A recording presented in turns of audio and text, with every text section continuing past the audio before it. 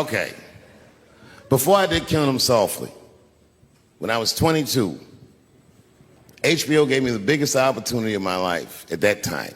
They gave me a half-hour special, but this shit was not like a special, you know what I mean? It was like, it was generic. It didn't even have a title. It was just Dave Chappelle. And I shot it in San Francisco at a place called Broadway Studios, which is on the second floor of a building. And beneath Broadway Studios is a nightclub. And the special was only supposed to be 30 minutes.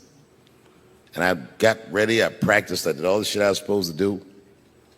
And the night that I taped, 20 minutes into my 30-minute set, I'll never forget this, music started blasting from the nightclub underneath. You could hear it real loud, and it fucked my whole show up, and I was devastated. I was a young man.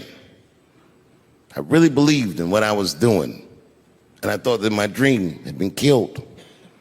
So when I got off stage, I ran down the steps to the alley behind Broadway Studios and where the control trucks are parked, and I kicked that motherfucking door open, and I started yelling at all the producers. I was nobody in show business, just a guy that believed in myself. I said, man, you fucked everything up. That fucking music, what the fuck were you thinking? And there was a guy who was a big-time producer, I ain't saying no names, and he stood up, and he said, hey, kid, sit the fuck down.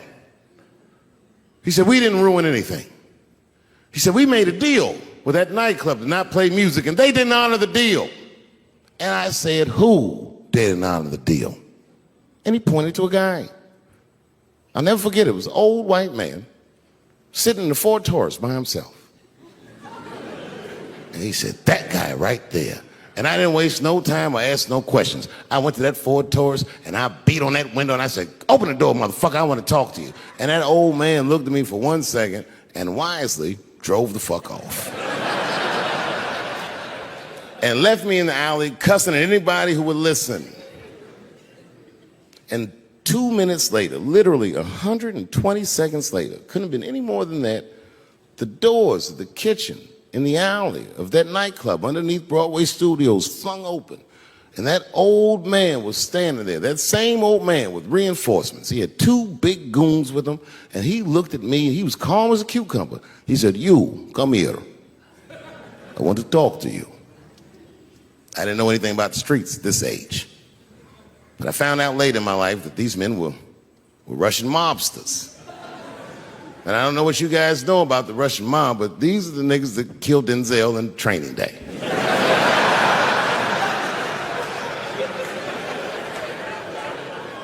And all the producers knew what I was up against. They said, Dave, do not go in there. And I said, fuck y'all. And I walked right into that kitchen, and they closed the doors behind me, and it got dark as fuck in there. And I knew, I'm not dumb, I knew I was in a bad situation.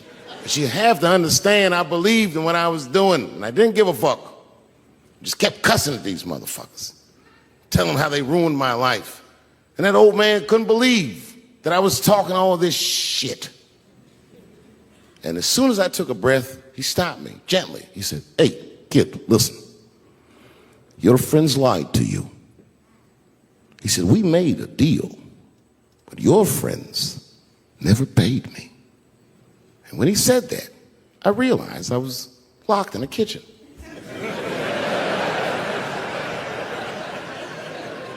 I realized he was telling the truth, which would make me wrong. And the very moment that I realized I was wrong, for the first time, I was afraid. You see, it's a funny thing if you believe you're absolutely right. You can get drunk off the feeling of how right you are. That's why gay people are so mean.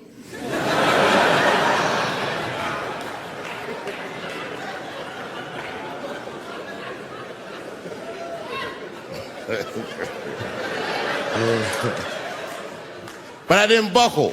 You guys would have been very proud of me. I was scared, but I didn't buckle.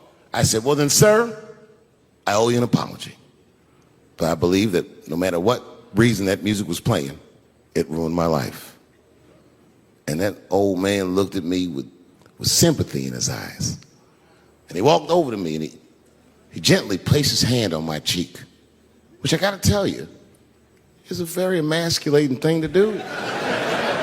I was standing there looking at this nigga's hand on my cheek like that.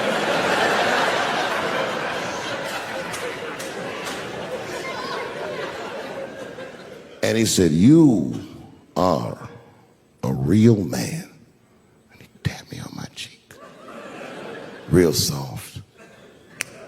Just like that. The doors opened back up. The light from the alley flooded into the kitchen. And I just walked out alive. I lived to fight another day. And in that moment, I learned one of the most valuable lessons of my life, and I have to share it with you. And that lesson is this. In your life, in any given moment, the strongest dream in that moment wins that moment. I am a very powerful dreamer. Yeah, I'm not lying.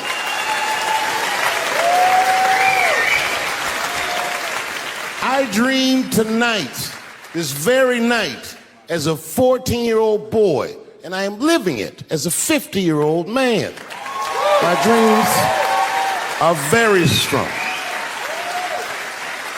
Today, I walked all around Washington. I used to be poor in this city, and all day people just said, hey, Dave, like they knew me personally, and I felt like I knew them. And I say to myself, my God, Dave, what a powerful dream. But then sometimes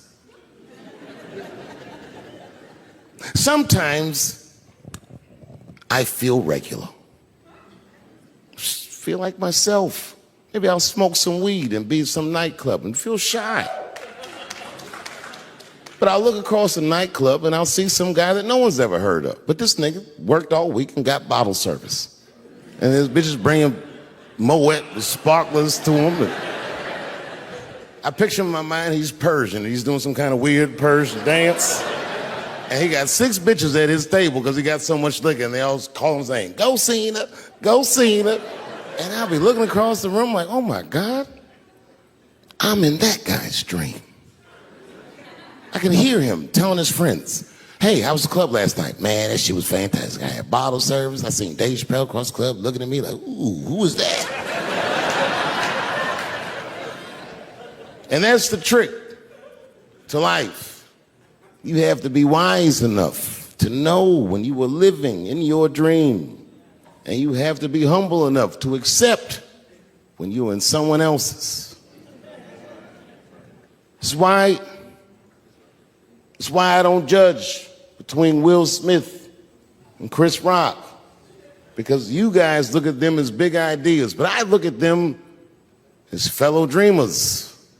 I can't judge between them because I see myself in both of them.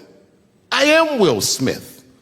I am the man that cannot take it anymore and will slap the shit out of the next person that says a crossword to me or somebody that I love. And I am Chris Rock. I am the man that can get slapped in front of the whole world and keep my composure so I don't fuck anything up. That is what men do. Men make boundaries. Men enforce boundaries, and men test boundaries. And no man tests more boundaries than a trans man.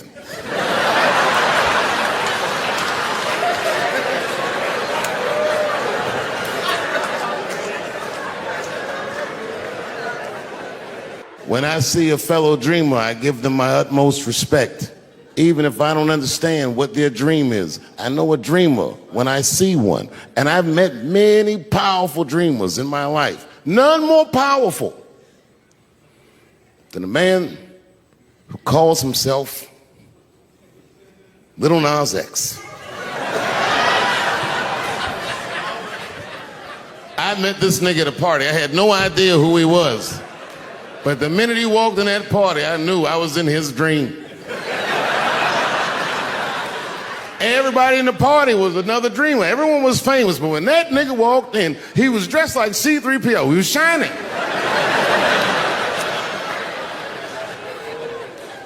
And everyone was like, oh my God, there he is. That's the one I was like, I didn't know who he was. And for some reason, out of all them dreamers, he walked right up to me. And he said, I tried to get you in my video. I don't know what the fuck he was talking about. I said, what? I said, what? What video? And he just looked at me like, you know what video, and walked away. And I watched him walk away. I said, man, this nigga's having a very powerful dream.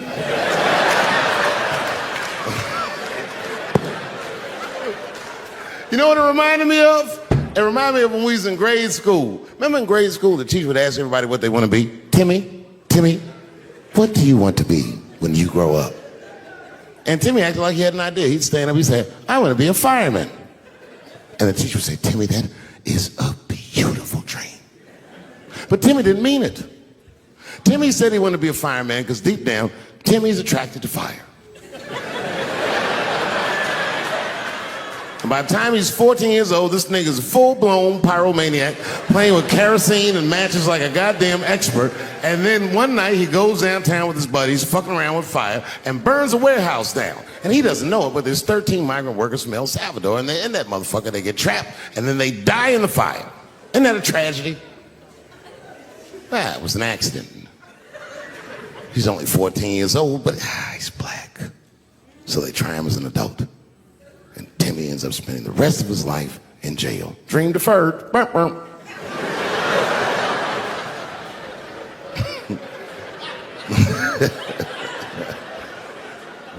What about you, Billy? Billy, what do you want to be when you grow up? And Billy stands up and he says, I want to be president of the United States.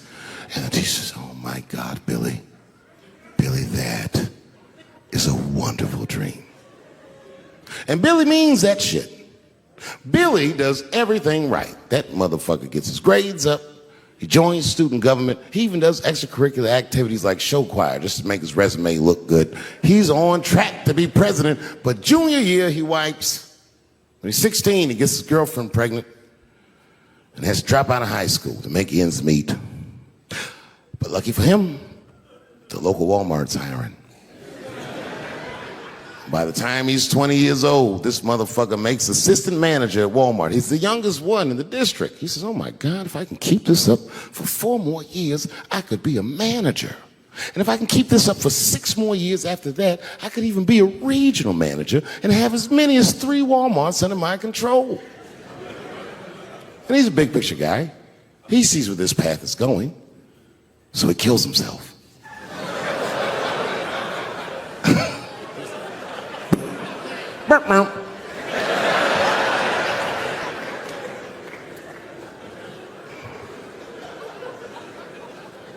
Well, what about you?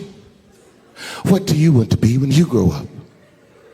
I don't want to say, because I don't want the other kids to laugh at me. Who cares if they laugh? Your dream is yours. Own your dream so they can come true. Say it loud and proud. What do you want to be when you grow up? Little Nas X. That nigga stood up in front of the whole class. I want to be the gayest nigga that ever lived. I want to do a music video and slide down a stripper pole all the way to the depths of hell and suck the devil's dick at 10 o'clock on BET while all the kids are awake and can see me. Shockingly, that was the only dream that worked out.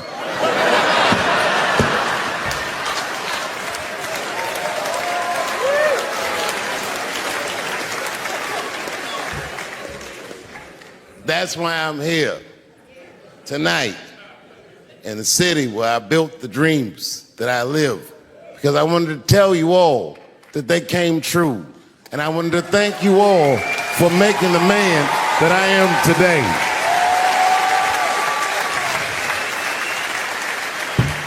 Yes, I am living a very powerful dream. Every time I come to this city and I stand in front of you, I realize that, my God, man, this is not my dream at all. It's yours. And I am honored to be in it. Thank you very much, Washington, D.C. I'll see you next time. Listen, you know, when I was growing up, I was probably about 8 years old. And at the time, we were living in Silver Spring. Yeah. Yes. Common misconception about me in D.C. A lot of people think I'm from the hood. That's not true. But I never bothered to correct anybody because I wanted the streets to embrace me.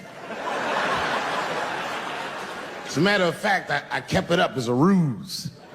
Like sometimes I'll hang out with rappers like Nas and them, and these motherfuckers will start talking about the projects. Yo, it was wild in the PJs, yo. And I'll be like, word, nigga, word. But I don't know. I have no idea. My parents did just well enough so that I could grow up poor around white people.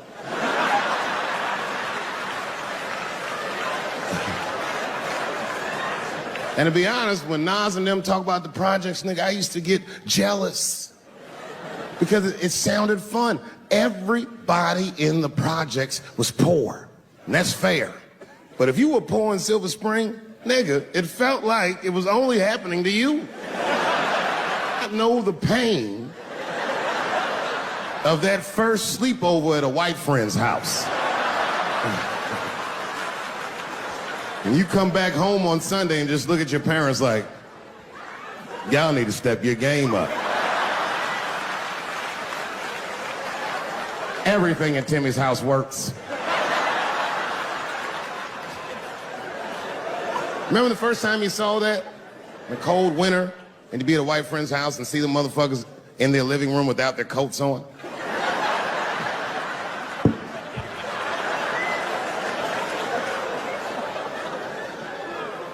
Timmy was one of my first white friends, like, in my life, man. He's a good dude, too. He moved to Silver Spring from Utah, of all places.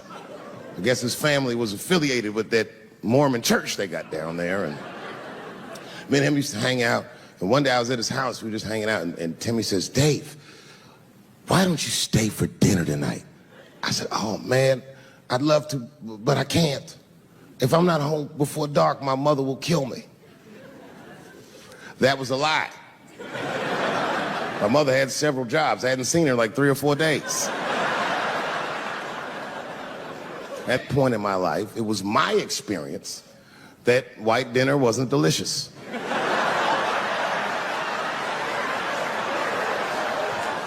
I'd rather go home and fry some bologna or some shit like that.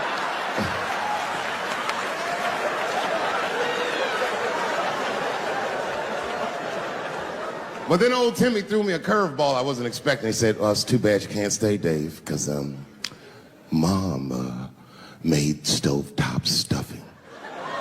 I said, what the fuck, stovetop? Well, hold on, nigga, let me make some phone calls real quick. I had seen that commercial so many times, I had dreamt of getting my hands on some of that stovetop stuffing.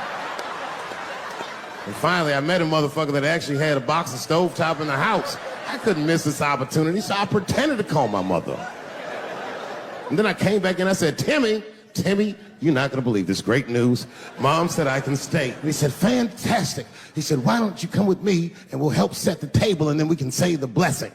I had no interest in setting this motherfucker's table or saying these crazy ass Mormon prayers. I just wanted that goddamn stuffing. My hands first. My plan was simple. Wash my hands slowly, and by the time I'm done, the table will be set, the blessing will be said, and all that there will be left to do is eat. Went to the bathroom. I washed my hands very slowly. I must have been in there for about 10 minutes. And suddenly, one of his mothers came to the door.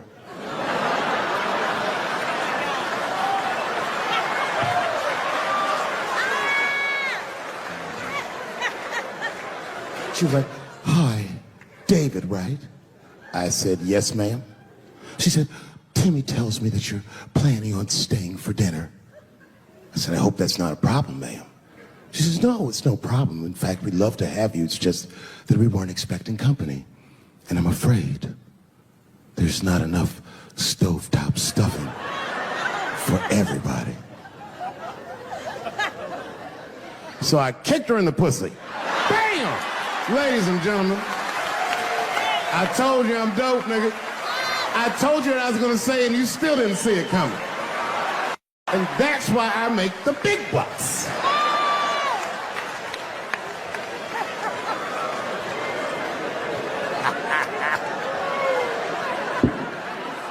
Oh, my God.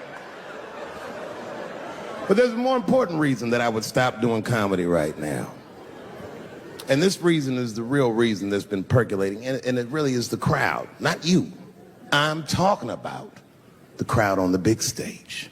It's too hard to entertain a country whose ears are so brittle. Motherfuckers are so sensitive, the whole country is turned into bitch-ass niggas.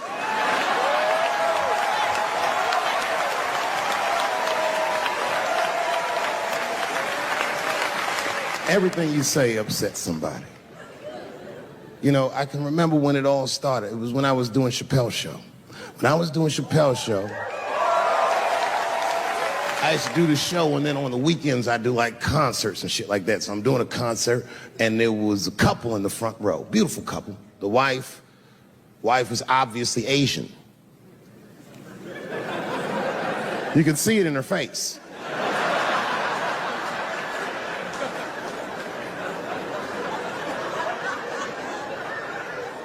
The husband, this motherfucker was mysterious, to say the least.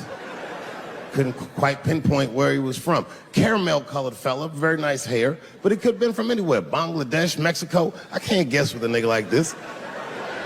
All I knew for sure about this guy is that his wife was a bitch. I could see that in her face, too. No, he was laughing and having a good time, and she was scowling at me at a goddamn comedy show. I couldn't figure it out.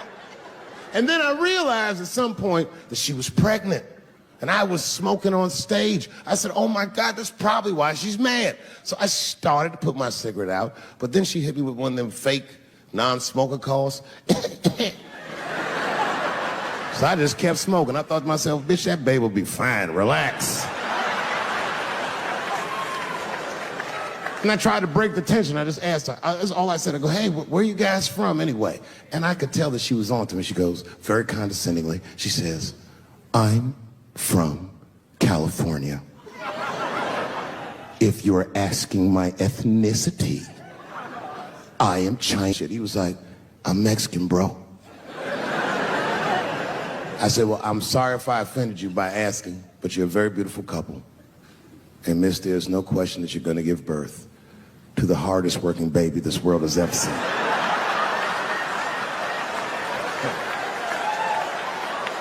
That's not a bad joke. She got very upset. She got up to leave immediately, but she didn't just leave. She had to take one last dig at me on the way out. I will never buy one of your fucking DVDs again, Dave Chappelle. I said, ma'am, with all due respect, Chinese people don't buy DVDs.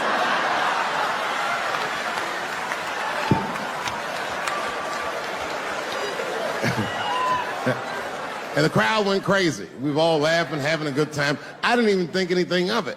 And then just 3 days later, this lady sends a fucking letter to my promoter telling him not to book me for shows anymore because I was, quote, racist, and I'm quoting her, insensitive to the nature of my interracial marriage. I was like, word, bitch, I was.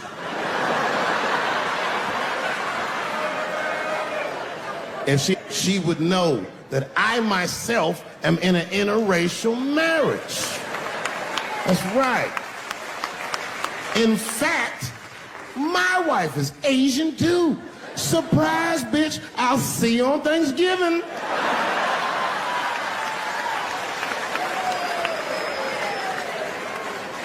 But my wife's not Chinese. She's Filipino. That's right, that's right. And our kids are Puerto Rican somehow, so there you go. But I don't give a fuck about interracial marriage. In fact, you know what? My mother is half white. A lot of people don't know that. Well, all right, you were a little too excited, but okay. A lot of people don't believe me when I say that, but it's true. You can't tell looking at me, but if I grew my hair out, You would think you was at a fucking Cat Williams concert. My shit is beautiful. Thank you. Thank you very much.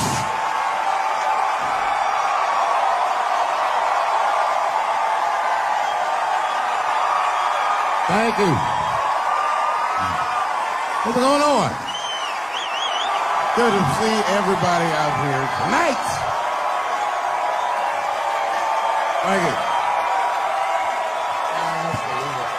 Hey, have a seat. Everybody be comfortable and relax.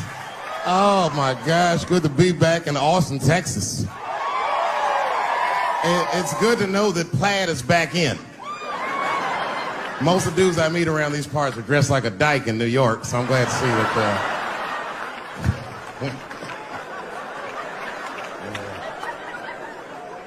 Man, fucking Texas, this place is pretty good. Pretty damn good. You know, I was in Santa Fe the other night and a motherfucker threw a banana peel at me. Yeah, that didn't feel so good. Of course, it was a white person. Not to indict the whites, I'm just saying. And then not only did he throw a banana peel at me, but it was premeditated. You could tell. You could tell the peel was too brown, you know what I mean? It was like, you didn't eat that banana recently, motherfucker. You had that shit waiting on me. And the whole crowd was white, so it just got instantly creepy, and everyone looked like they were looking at 12 Years a Slave or something. They were all just like...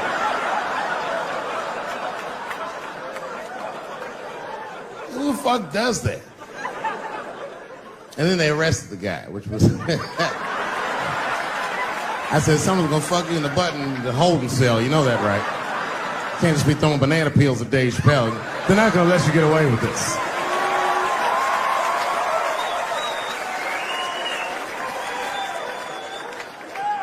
And the press called me up like, do you have a statement? A statement? For a fucking banana peel? No! I don't have anything to say. This guy was like fucking famous for throwing a banana peel at me. 20 years from now, he's gonna be tucking his kids in the bed and the kid gonna be like, Daddy, tell him about the day that you threw that banana peel at that nigger in Santa Fe. Boy, I'll tell you what, that black motherfucker saw his name up on the marquee about a week before. I said, man, if I could just get close enough to meet him, throw a banana on that nigger and show him how. Fucking banana gate. I didn't even want to press charges. You know, this has happened to me before. No, sir, it's not a banana. I live in Ohio, right? So this is like a few winters ago. Oh, I didn't know you would ever clap for that. Well, all right. That's the first time that shit's ever happened. Ohio! Anyway, I live amongst the whites. Small town in Ohio. And it was wintertime and it had snowed recently, so there were huge snowdrifts on the street. I was walking with my sister. Now, my sister was dressed in all Muslim garb, as were her children. And I was dressed as Dave Chappelle. And we were walking and just talking about something, and a car sped around the corner, and the window came down, and somebody threw a snowball and hit me right in my shoulder. I didn't know what was going on. Why was this happening? Because I'm black, because she's Muslim, because I'm Dave Chappelle. I couldn't tell. But again, I knew it was premeditated. Because who the fuck has a snowball in a warm car? Way through, lady. Because he went around the corner and got stopped at the red light. He was caught in the traffic. So then I ran out into the street and I just tapped on his window. Hey, my man, can I just talk to you guys for a second? Come on out for a second. I just want to talk to you. There's 4 young white dudes in the car. They were like, just chill, bro. I said, relax. I just want to talk. Now, this is an old black trick. Really, I didn't want to talk. I was going to fuck them up. So, if you're ever caught in traffic and a black guy starts saying he just want to talk to you, don't open the door, nigga. Even if he's me, smiling at you. And they were like, chill, bro, just chill. And then the one guy in the back seat, I don't know what, he was just cockier than his friends. He was like, fuck it, man. I'll get out the car. And I started yanking on his door. Let me help you, motherfucker. Let me just help you out. And I didn't notice his window was down. And he threw a snowball and shit hit me right in my chest. Pow. He said, fuck you, you fucking nigger. And then the light turned green and they sped off. And I smiled from ear to ear. I looked at my sister and she said, I got the plates. And I was happy as shit because throwing a snowball at a motherfucker is a misdemeanor assault. But if you call him a nigger, and me and my sister start dancing, we gonna send this motherfucker to jail. Now, I didn't notice it, but while I was yelling at him, a crowd of all white people had formed because it was an all-white town. And I was like, uh-oh, I thought I was gonna get jumped. And one of them white guys stepped out and was like, I didn't like that at all. This is not what this town represents. I don't want this goddamn stuff in my vicinity. And another white guy was like, yeah, I didn't like it either. And then an old white guy stepped out of the crowd and said, young man, if you're going to fill out a police report, I would like to come with you and do the same. I said, you guys would do that for me? And the whole crowd said, hooray! I said, come on, y'all. I look like Malcolm X going to see Brother Johnson with a trail of white people.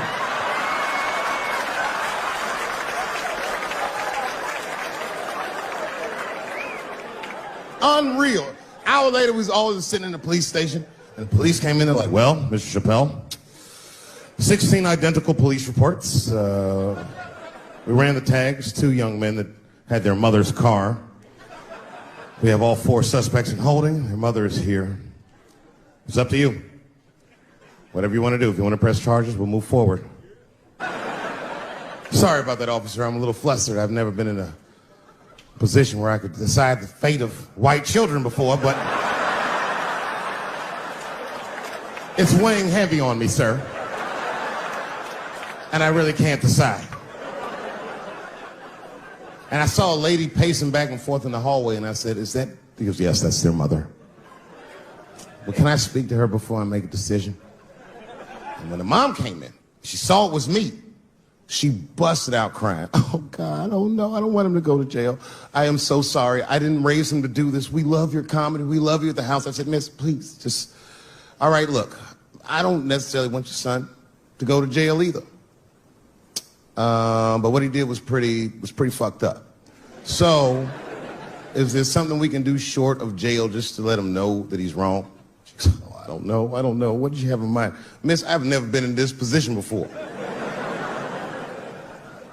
Oh, you know what we could do? I don't know if I'm asking too much, but maybe if you could just suck my dick a little bit. Just a little bit. I'm not going to finish. I just want you to do it enough so that I can tell him you did it. I'm kidding. I wouldn't do that to anybody's mother. Maybe my kid's mom, but that's it. Ebola was in Texas. Ebola made a visit. Killed that man in Dallas. 5 days that man melted to death. What happened to the brother in Dallas? Where was the secret serum is what we all said. I remember in the beginning of Ebola, there were 2 American doctors that got sick in Africa. They flew them in a private jet straight to Atlanta to the CDC. I didn't even know CDC saw patients. There it was said they administered what the New York Times called a secret serum. I don't know what's in it. It's just like Colonel Sanders' recipe. But both of these motherfuckers survived. These doctors, thank God, are healthy. They are out there somewhere tonight at Whole Foods, touching vegetables, walking around. Everything's okay. Hey, Frank, how are you? Oh, you didn't hear? I had Ebola last week, but I'm doing all right now. I was bleeding out of my eyes and anus, so I got concerned, but I'm okay. What happened to the brother in Dallas? They just rubbed some Vicks on that nigga.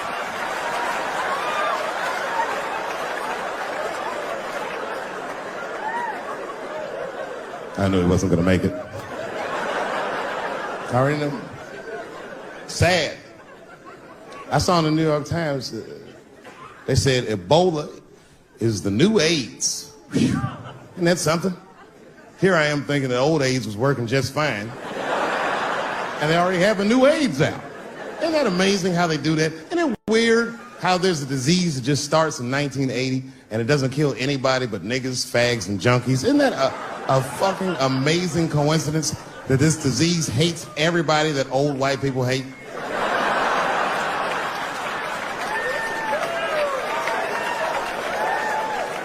I think either God is white or the government hid that shit in disco balls. Only fun people get AIDS. Last month on the front of the New York Times, the measles was a headline. I had to check the date of the paper. I was like, measles, what is this, 1850? What the fuck is this? Why is measles in the news? Turns out they were trying to decide if mandatory vaccinations for children is the way we all want to go. Any thoughts? I'm sorry, ladies and gentlemen, I don't know. I don't know about this one. First of all, black people generally don't trust doctors. After the Tuskegee experiments and all that shit.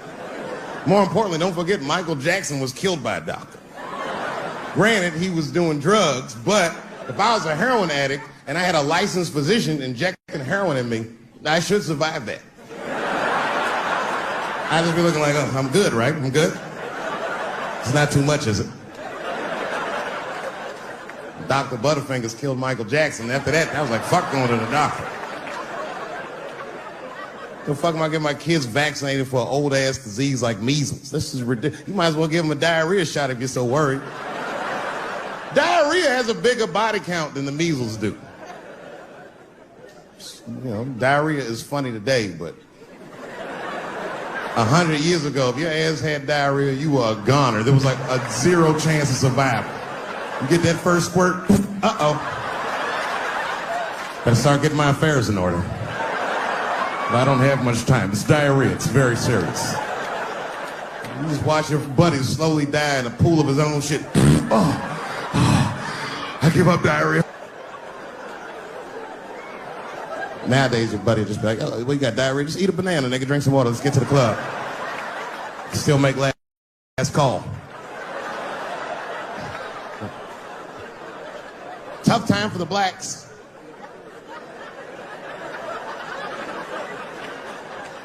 These are not good times for the blacks. I don't know if you know what I'm talking about, right? Police are killing us again.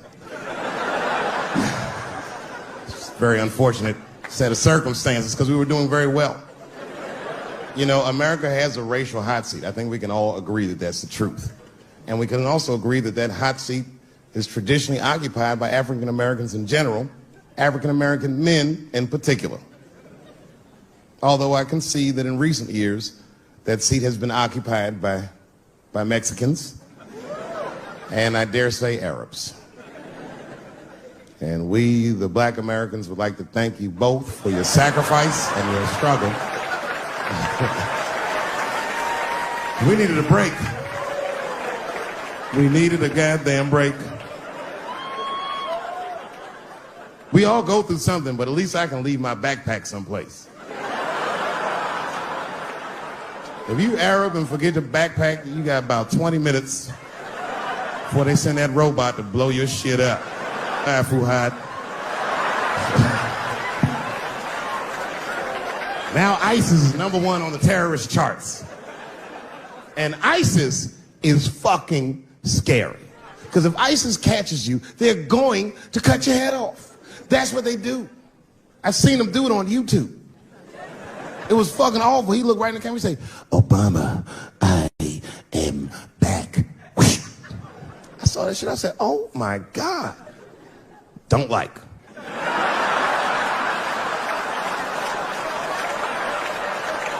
How's this guy cutting people's heads off on YouTube? I can't even post a dick pic, and this motherfucker is decapitating people. I'm gonna have to change my settings. You know, everyone has it hard, but I think harder than black people and harder than Arabs and harder than Mexicans, you know who has it the worst? Fat black people.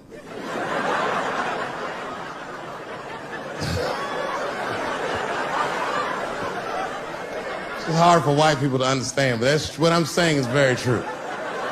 Fat black people have a really rough road because all manner of things kill white people. But you know what kills more black people than anything, more than police and terrorism? Salt, nigga, regular. Here, white people are getting Ebola cures and shit, and meanwhile, I'm dying from fucking the flavoring.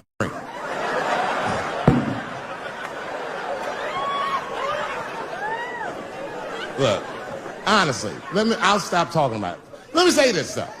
Let me just say this. Can we all just say that we've seen it coming? Were you surprised? It's like when that guy threw that banana at me. Do you think I was surprised? Hell no. I've been in show business 30 years. I was expecting this banana. I knew one of these nights, it's like somebody gonna throw a banana at me one of these nights, niggas. Because that's how it starts, with the name calling. Like that Paula Deen. Remember Paula Deen got fired from the Food Network? If you know anything about show business, it is really hard to get fired from the fucking Food Network. And they dropped that bitch like a hot potato. All because she called somebody an N-word 30 years before she had a show. I don't know who she said it to, but whoever it was just looking at her like, I'm gonna get you for this bitch. That shit came back 30 years later like a Bill Cosby rape and sunk a battleship.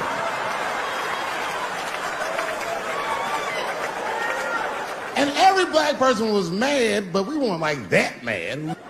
I was just like, well, how's this bitch gonna call me a nigga when she taught me how to fry chicken? That's not fair.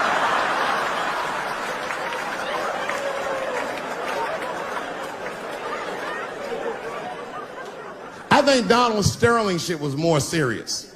Remember Donald Sterling? He used to own the Clippers, and then he got caught on a secretly recorded tape saying some very unsavory things about African Americans. And there's a lesson in that for all of us.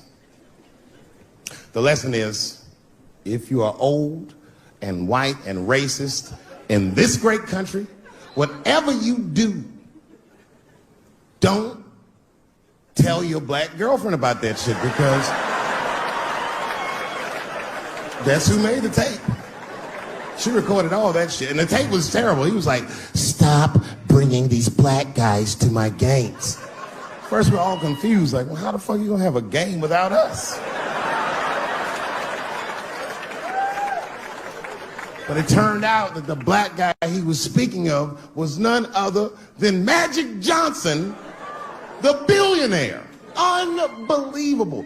Never even mentioned the fact that he had AIDS, which is, this guy must be really racist if AIDS is the footnote. Well, you gotta be careful, baby. He got the old Ebola.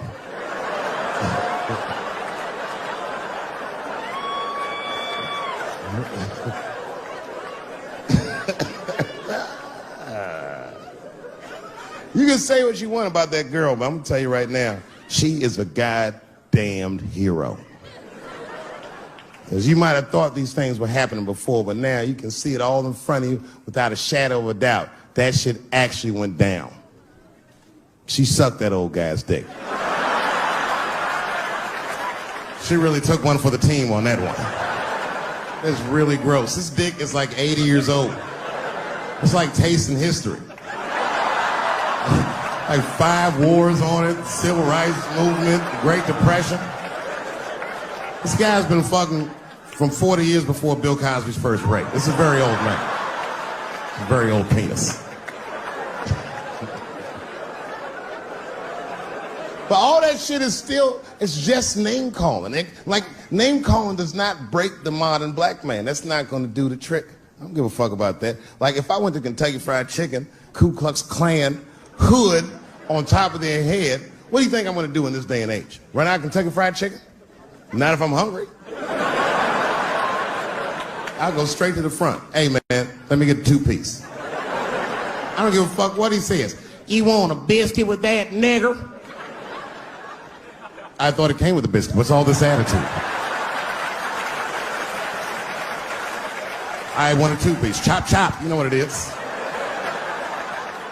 But I'm not going to be mad. Why would I be mad? He's the one that's got to work at Kentucky Fried Chicken, not me.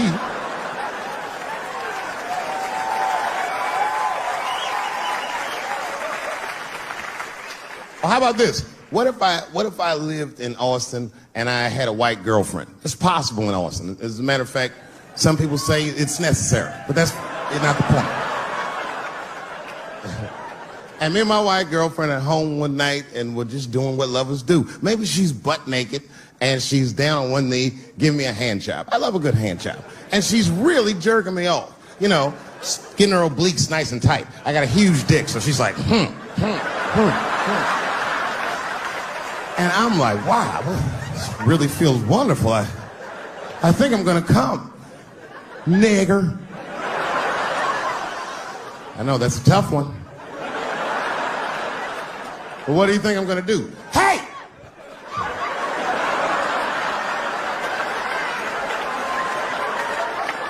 That's no time for integrity, ladies and gentlemen. I'm busting that nut in her face. I'll sort through the ethics later. But I'm what they call a man of his word. If I say I'm coming, I'm coming. I don't give a fuck what happens. God forbid somebody could shoot me. If I say I'm coming, it's still that. Oh.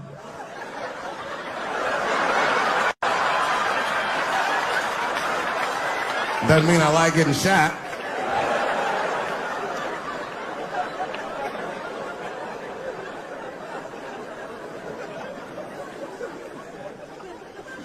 Boy.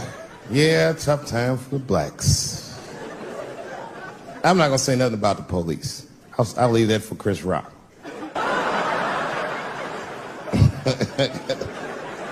The other big sports story was fucking Ray Rice's tape. Anyone see that Ray Rice tape? I can't stop watching it. It's fucking awful. It's the most violent thing I've seen happen to a woman that was shot in color. Really fucking bad. Like, if I could have froze time at that moment and gave Ray Rice some advice, I don't think there's any way possible I'd be like, you should punch her in the face. It's a fucking terrible idea. At the same time, I also believe she shouldn't have rushed him. What the fuck was he like? You know, you can't beat him, miss. Don't rush a motherfucker that's trained to stiff arm people in the clutch. He's gonna get the upper hand.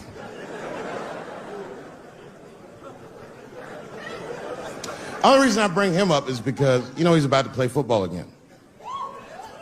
You didn't know that? The NFL was told by a federal judge they had to reinstate Ray Rice because he was transparent with their investigation. He told them exactly what he did, and they can't just change your writ.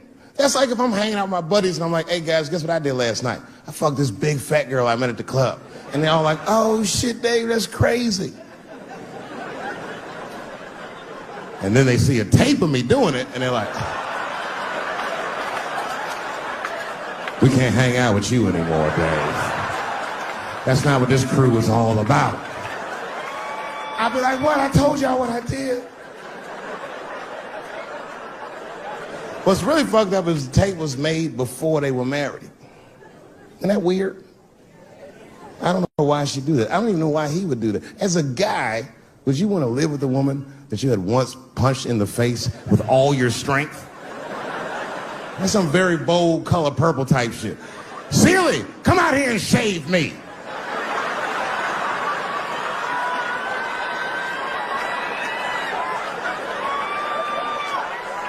You out of your fucking mind?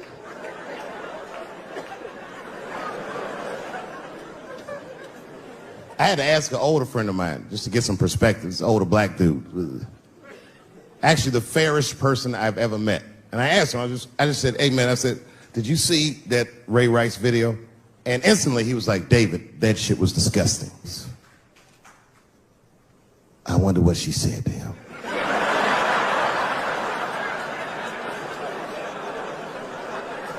I don't think that matters. I think the idea is you're not supposed to punch her in the face.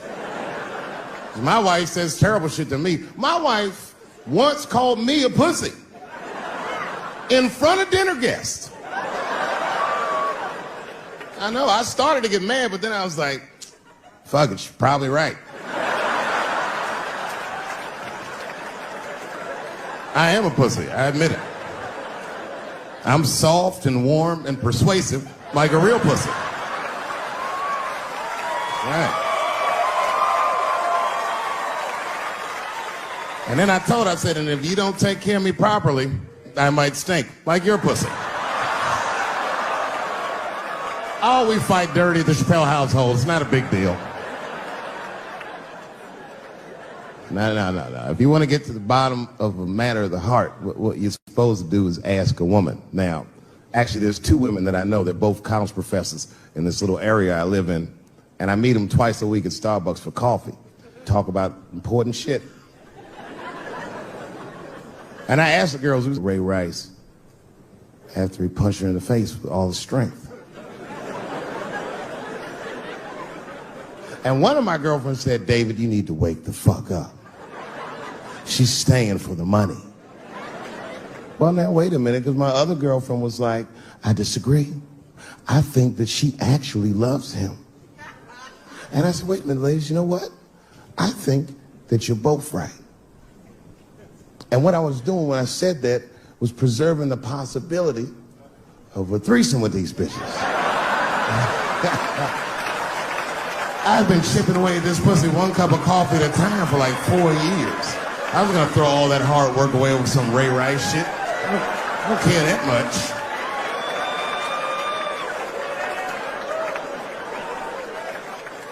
I'm just being real. It's fucked up, man. It's a tough time for the blacks. I love you too. And then here comes the banana peel. I'm waiting on it any second. You know, that's how it starts. I saw in the paper today that the guy that threw the banana at me got arrested again because he threw a banana at another motherfucker in a bar in Santa Fe. Look it up online after the show. He actually did that. And that guy was black too. You know what a guy said he did it at night? He said, I did it because Dave Chappelle is racist. So, nigga, that's not the best way to handle that if I am racist. What if Martin Luther King just went around throwing tuna casserole on white people? Would that work? Huh? I seen your girl bubbling. She's drunk as hell, buddy. Listen, sir, I don't know what she's saying, but just take my advice. Get some water in her, or you're gonna have some dry pussy when you get home.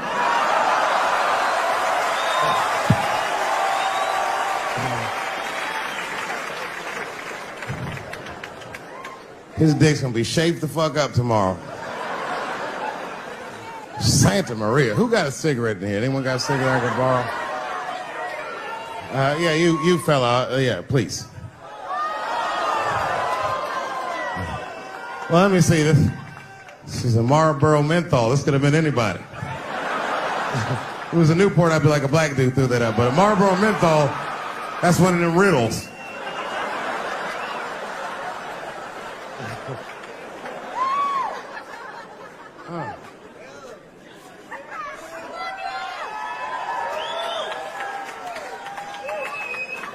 Is the word pussy offensive?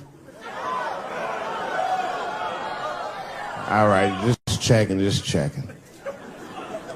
I asked that crowd when we was in Denver, I said, is the word people? One was a woman in the front. She's older than me, maybe around my age. Definitely a feminist. You know what I mean? Short haircut, plaid shirt, you know what I'm saying?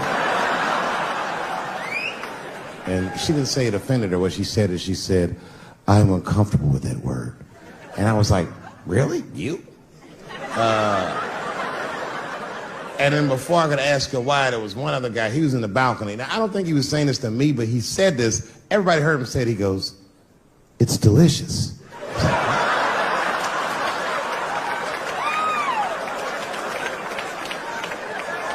I don't think I've ever heard pussy called delicious before in my life. Now, this is not to say that it's bad, but it's definitely an acquired taste. I don't think any of us tasted pussy our first time like, hey, it's good. It needs something.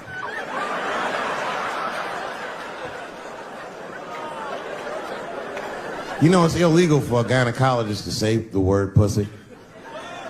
They can only say vagina, or they can name individual parts medically, but they can never say shorthand, even if the gynecologist is a woman. I feel like if it was a woman.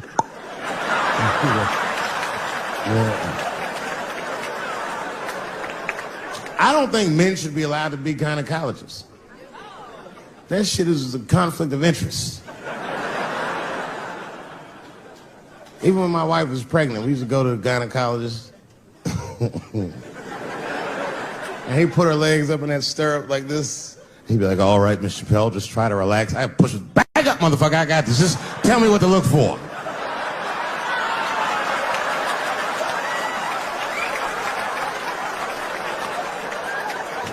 One of those home-style checkups. There's too many ethical questions when men do that. Like, can a gynecologist lose their license for smelling their fingers during an exam? Is that illegal? How could they not? These are men. It's like if you have a good barbecue, you don't even think about it. You just...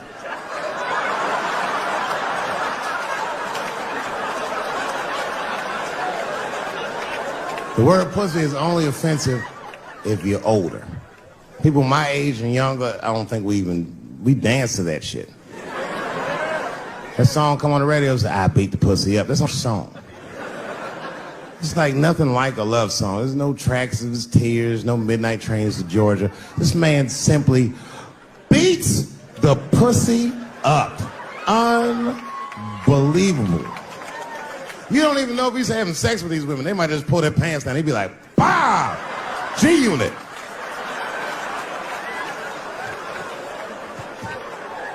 Like you'll be watching HBO. Hi, I'm Larry Merchant, standing here ringside with the pussy after a devastating bout with 50 Cent. Pussy, come over here and let me talk to you for a second. My God, you look terrible. Your lips seem to be swollen. You're bleeding a little bit. Tell me, pussy, what happened inside of that ring with 50? I don't know, Larry. I felt really good in the first round. I was ready to fight. It's warm and moist, and I don't know. It just hit me from angles I wasn't expecting. Front, left, backside surprised me the most. Well, pussy, let's take a look at round 4. This is where it all went wrong for you. Here you come out of your corner, pussy. You fight really good. It looks like you got 50 with a right and a left, but then 50 slips your jab, and there, right there. You see that? He punches you right on that little bean thing you have on the top of your head. I don't know what that is. There's 50 just pounding away at that bean over and over, and that pussy gets rattled around like that. I don't think I was thinking anything, Larry. You know, I'm a real good defensive fighter. It's real hard to get to me. I've never been punched directly on my bean before. As a matter of fact, most fighters don't even know that bean exists. I guess he just hit me there and I lost control of my legs. I don't know what else to tell you. I like when Lil Wayne talks about pussy. Lil Wayne used to have that song. He say, I got a bitch that plays in movies in my jacuzzi. And then it goes like this. Pussy juicy. That shit always makes me laugh because no guy says that. You know what I mean? Only Lil Wayne would say some shit like that. If he was fucking a girl, she's like, is this pussy good? And I'm like, it's juicy. It's good. The pussy was juicy. That's why I'm not Lil Wayne. Because if I was in a hot tub with a girl and I could tell that the pussy was juicy while I was in the hot tub, I'd probably get out of the tub. I'm a germaphobe. I just picture Lil Wayne like, what is this strange oil floating in my hot tub water juice? That shit was so funny to me, I must have wrote like no less than 40 jokes with the punchline pussy juice. And all of them worked to some degree 100% of the time. I'll do one more just so you believe me, okay? All right. And this next piece, it's a special episode of CSI. For some reason, Lil Wayne is guest starring as the lead detective, okay? That's the setup. Are you ready? Here it goes. Has anyone else been on this crime scene? No. It's very strange. This place is virtually undisturbed. No forced entry. No sign of a struggle. Shine your flashlight right here. I just slipped in something. What is this? What is this? It glistens in the light. Smooth to the touch. Pussy juice.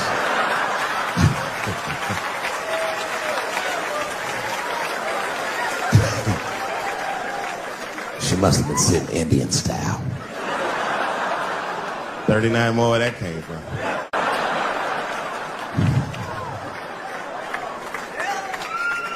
Everybody's mad about something. Recently, I got attacked online by some gay bloggers, and it hurt my feelings. I have no problem with gay people, but I fucking hate bloggers. I'm not saying it because this person was gay. They was acting like a bitch online. They was like mischaracterizing my jokes, trying to make a point off of me, when it was really, it's like, yo, I'm your ally, motherfucker. I'm not trying to stop gay people. I got better shit to do. This motherfucker was saying things to try to get gay people to beat me up. Seriously, he was like, Dave Chappelle's jokes. I don't know how he actually talks when he's making his voice up. Dave Chappelle's jokes were an affront to the manhood of all gay men. What the fuck does that mean? I didn't say anything that would allude to gay men not being men. I know you men. In fact, what could be manlier than fucking another guy in the ass? It's the most gangster shit I've ever heard of in my life. I told you I'm not cut out for that. I'm a pussy. You know what I said? That's all I said. First of all, I'll tell you right now what I said. And I will tell you that this was not a joke. It's a true story. And I just happened to tell it. All right, what happened was I went to a gallery party, all right? I don't know who in here has ever been rich before, but these are very nice parties. You know, wine and cheese and baller conversation. And there was a few eccentric types, one of which was a very wealthy man that happened to be wearing a dress. I don't know what you call him, man. This is a tranny or a drag queen, perhaps. Whatever it was definitely a man. And this man was definitely on drugs. I don't know what kind of drugs he's on, but I knew he had too much. He didn't look good. It's like this, he's like, he looked sick. And all his friends were standing around him, concerned, trying to revive him. I don't know whether it looked like some kind of gay CPR. There was fanning and shit.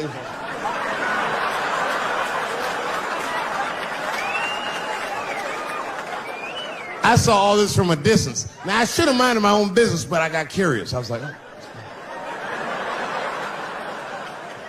And I went over there. All I said, excuse me, gentlemen, is he okay? And then they looked at me like I was evil. She is fine. I'm sorry, I didn't know this is what we were doing. Here's my thing. I would support anybody's right to be whoever they feel like they are inside. I'm your ally in that. However, my question is, to what degree do I have to participate in your self-image? Is it fair that I have to change my whole pronoun game up for this motherfucker? That didn't make sense. Seriously. If I put on an Argyle sweater and I'm like, hey everybody, I feel like a white guy in this sweater and I want some goddamn respect and a bank loan. That's not gonna work. Give a fuck how I feel. Why should I give a fuck how you feel? Nigger is a pronoun. But there was no time for philosophical debate. This was an emergency situation. I said, fine. Sorry, guys. I was just worried because she looks terrible. And she just fell off the bench. Appears that her dick is popping out of her dress. You mind if I call an ambulance, champ? I'd rather not be at a party where a tranny ODs. There's too many questions to answer.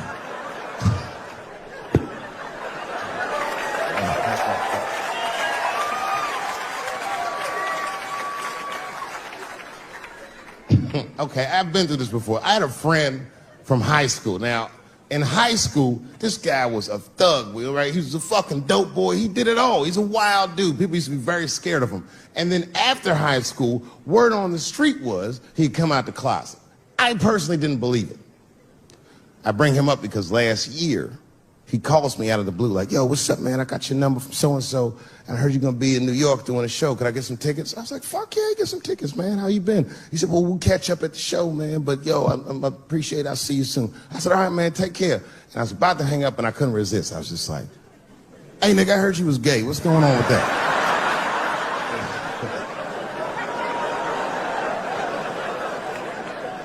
And I wish I didn't ask, because he sounded like he was dying to talk about that shit.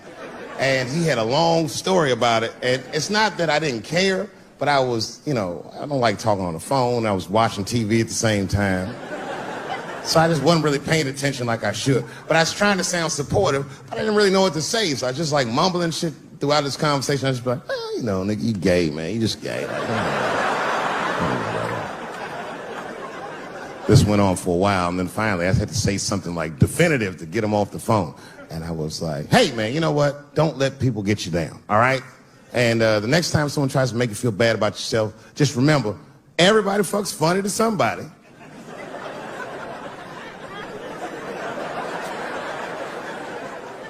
He didn't like that shit. He's like, what the fuck does that mean? I said, huh? He said, you saying I fuck funny, motherfucker? I said, no, that's not what I'm saying. I'm saying everybody's different. He said, you ain't say different, nigga. You said funny. What's so fucking funny about the way I fuck? And I said, hey, man, I fuck feet. He said, what? Oh, this is not a joke, ladies and gentlemen. I get women to squeeze their feet together like this, and I fuck them right in that little space in their feet. But you can't build a community behind that shit. There's no flag for us. That shit made him laugh. And the next day, after the show, I saw him backstage. He was like, yo, what's up, man? I'm like, oh, shit, what's going on? And he had his buddy with him. He goes, Dave, I want you to meet Manuel. Manuel's my fiance. We're in New York getting married because it's legal here. I said, well, gracias. And he went to go get some drinks. And then my buddy looked at me. He was like, so, Dave, what do you think? And I started mumbling again. You're gay, nigga. You're just gay. He said, yeah, I'm a little nervous about getting married, man. It's a big step. I said, yeah, it is. It's a big step. He said, well, you've been married for a while. You got any advice for us? No, I'm married to a woman. Sorry about that. And he corrected me. He said, no, you married the person that you love. So it's essentially the same.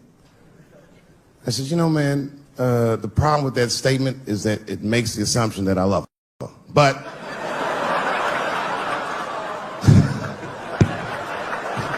you guys lighten the fuck up. Of course I love my wife.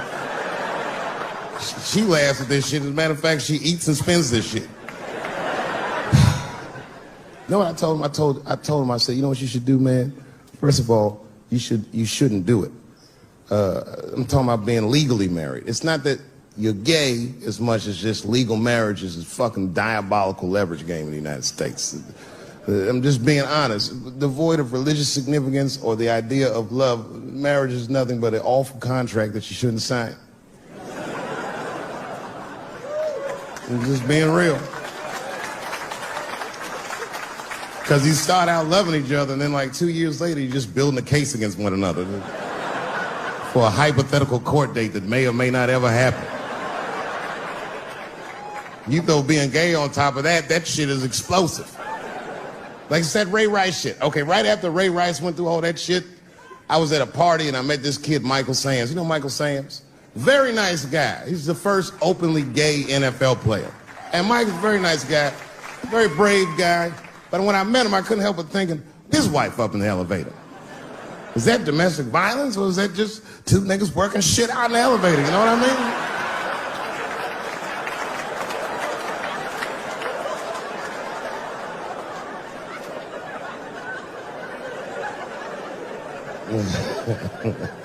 Anyway, I give all married men the same advice, gay or straight. Get a dog. This dog will love you all the time, but she's not going to.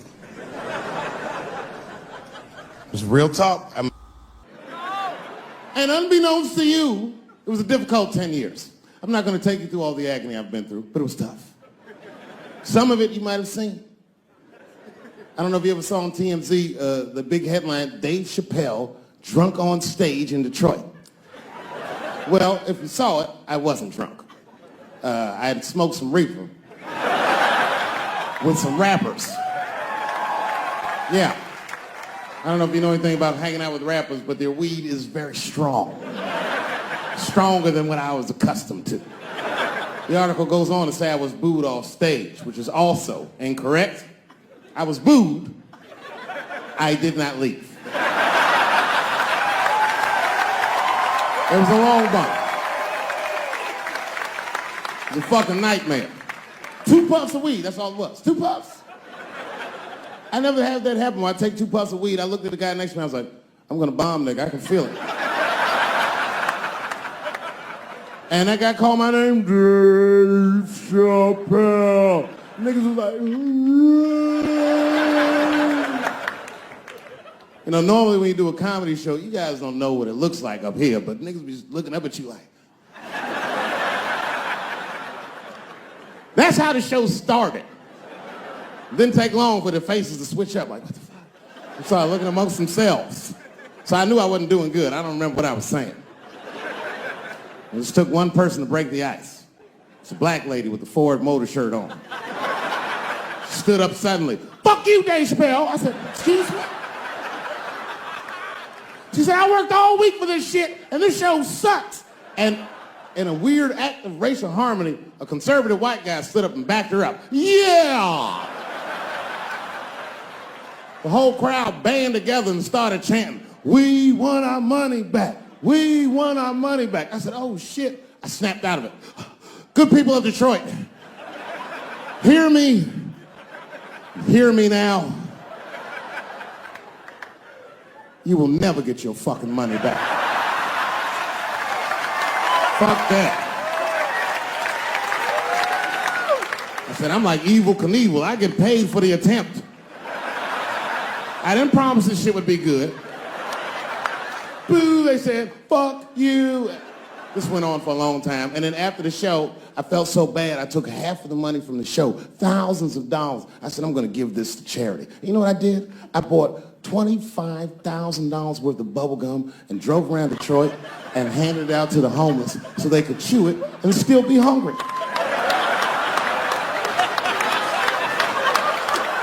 I was very mad at Detroit that night. Because not only did I bomb, nigga, I had to go back to the very same room the next night and do it all over again.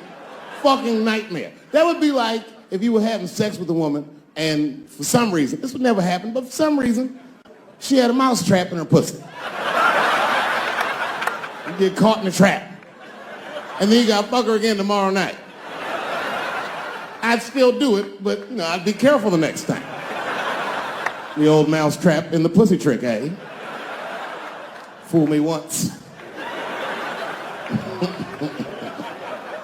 But we've already been through it, like Michael Jackson. Remember when they said all that shit about Michael Jackson? They never proved anything till his dying day, but they said that he did some very heinous things.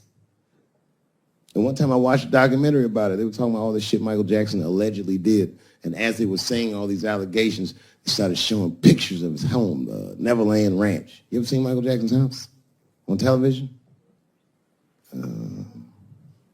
Well, the short of it is, there's a lot of things for kids to do with that place.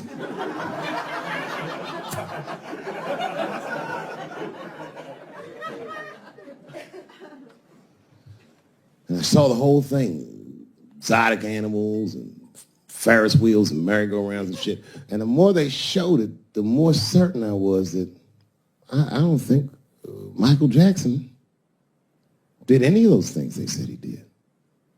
His house didn't look sexual. It looked like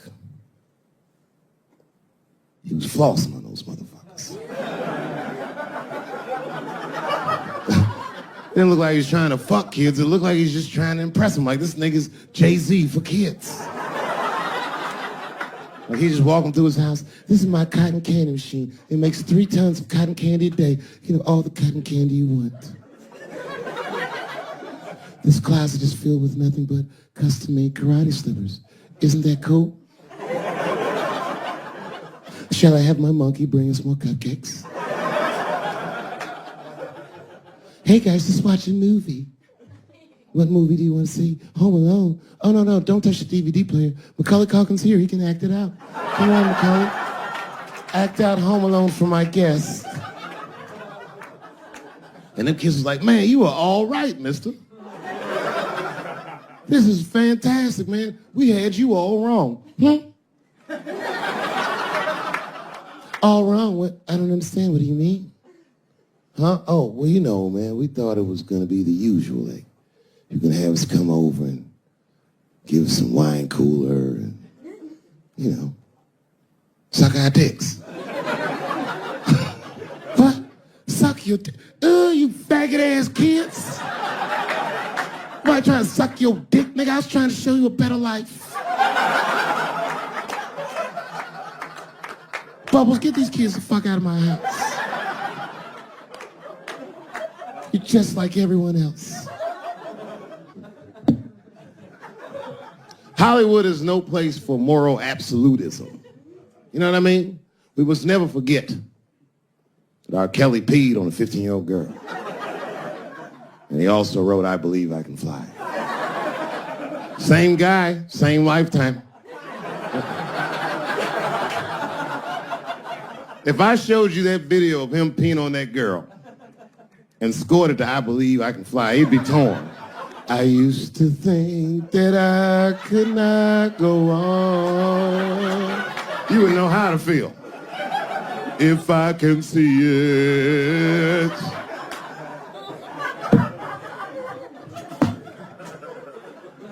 It's okay, my career ended many years ago.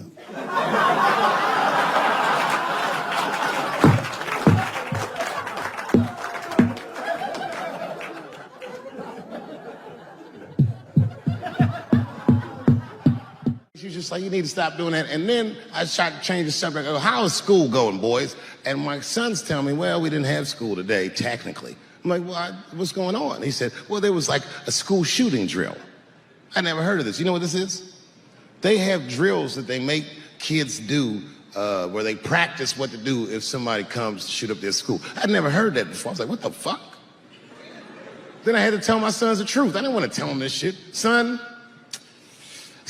listen to me. Fuck that drill. If somebody comes to your school and wants to shoot it up, I'm just gonna be honest with you. You probably gonna get shot, nigga. I'm just being real. You got a famous dad. I talk a lot of shit. They're gonna be gunning for you, little buddy.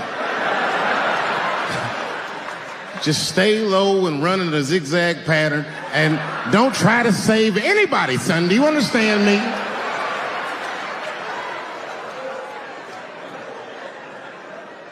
If you're a parent, this shit is terrifying. This shit is real scary. All the parents is looking at each other crazy because we know as parents that one of us is raising the shooter. Just don't know which one of us it is. All we know for sure is that if you're a white parent, the chances that it's you is exponentially higher than the rest of us. It's fucking crazy. You know, I hated school too. It never occurred to me. Kill everybody in school? It's fucking crazy. Just do what I did, nigga. Try some things. Have you skipped school, nigga? Skip school. Take a walk and meet some other kids. Fuck school, nigga. You know what I said? That's all I said. First of all, I'll tell you right now what I said. And I will tell you that this was not a joke. It's a true story. And I just happened to tell it. All right, what happened was I went to a gallery party, all right? I don't know who in here has ever been rich before, but these are very nice parties. You know, wine and cheese and baller conversation. And there was a few eccentric types, one of which was a very wealthy man that happened to be wearing a dress. I don't know what you call him, man. This is a tranny or drag queen, perhaps. Whatever it was definitely a man.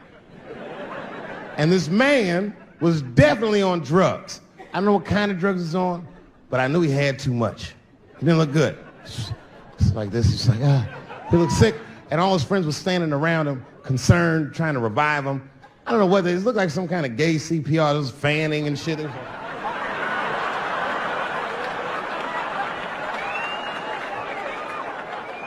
I saw all this from a distance. Now, I should have minded my own business, but I got curious. I was like, oh. And I went over there. All I said, excuse me, gentlemen, is he okay? And then they looked at me like I was evil. Oh. She is fine. I said, word? Oh. I'm sorry, I didn't know this is what we were doing. Here's my thing. I would support anybody's right to be whoever they feel like they are inside. I'm your ally in that. However, my question is, to what degree do I have to participate in your self-image? Is it fair that I have to change my whole pronoun game up for this motherfucker? That doesn't make sense. Seriously. If I put on an Argyle sweater and I'm like, hey everybody, I feel like a white guy in this sweater and I want some goddamn respect and a bank loan. That's not gonna work. Give a fuck how I feel. Why should I give a fuck how you feel? Nigger is a pronoun. But there was no time for philosophical debate. This was an emergency situation. I said, fine. Sorry, guys. I was just worried because she looks terrible. And she just fell off the bench. Appears that her dick is popping out of her dress. You mind if I call an ambulance, champ? I'd rather not be at a party where a tranny ODs. There's too many questions to answer.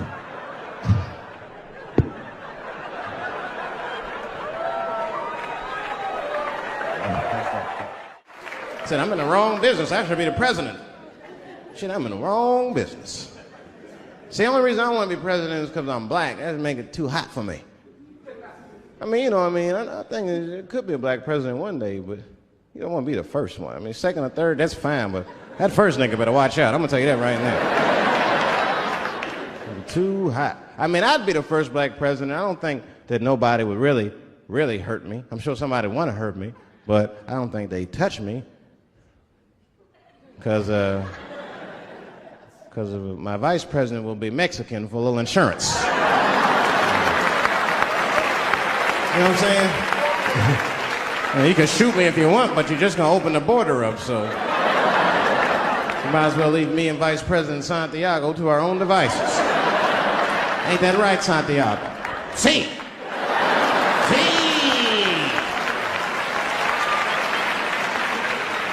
Elian can stay. Don't worry, I don't got no Elian jokes.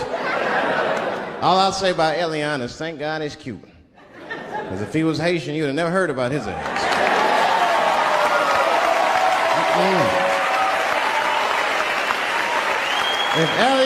If Elian Gonzalez was Elian Mamumbo from Haiti, they'd have pushed that little rubber tube right back in the water. Sorry, fella, all full. Good luck. Just drug-infested, hate-infested, drug-infested world. Hate drugs. I heard the worst drug story. You know my friend told me? You know what he's dealing with? His landlord is hooked on crack. That's terrible. That's pressure. Your landlord's hooked on crack, that means you've got to have the rent. You come around all the time. I got the rent. It's not even due yet. It's the 10th. Come on, I need it. Let me just get $20 of it now, and then just give me the rest of the end of the month. Every couple hours, hey, look, I'm going to need some more of the rent. This building's falling apart. Things came up. Comes home early from a party.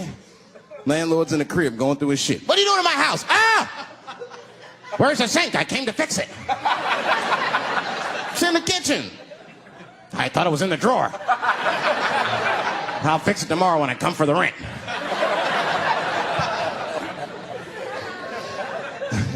You know what I hate about drugs? I hate when like people my age and older get hooked on crack. I hate that shit. You're too old to be experimenting with the drugs at a certain point. You should be past that. You ain't doing it by a certain point. You just miss it. Drugs are really for old people anyway. You 75, you've earned the right.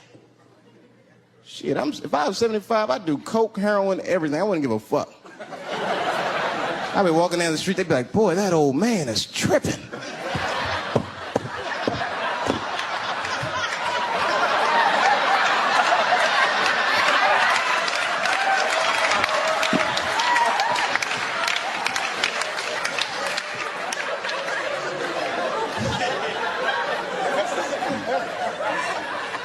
Can't do everything. Maybe weed. If you're gonna do something, do a little weed. Smoke weed. Weed's not as bad as everything else. Weed is a background substance. You know what I mean? You can smoke some herb and still function. And you ain't crisp, but you'll function. Nothing higher than weed, though. I made that mistake one time. I was at a party, some guy gave me some shit. He's like, here, man, take this. It's fucking mushrooms. I took it, I forgot all about it, you know. Then a couple days later, I found that shit in my pocket. I'm thinking, why not? Because I'm thinking it's like weed, some background shit. I planned my whole day out like it was weed. I'll chew this shit up, then I'll go to the barber shop, get my hair cut, and then I'll see a movie.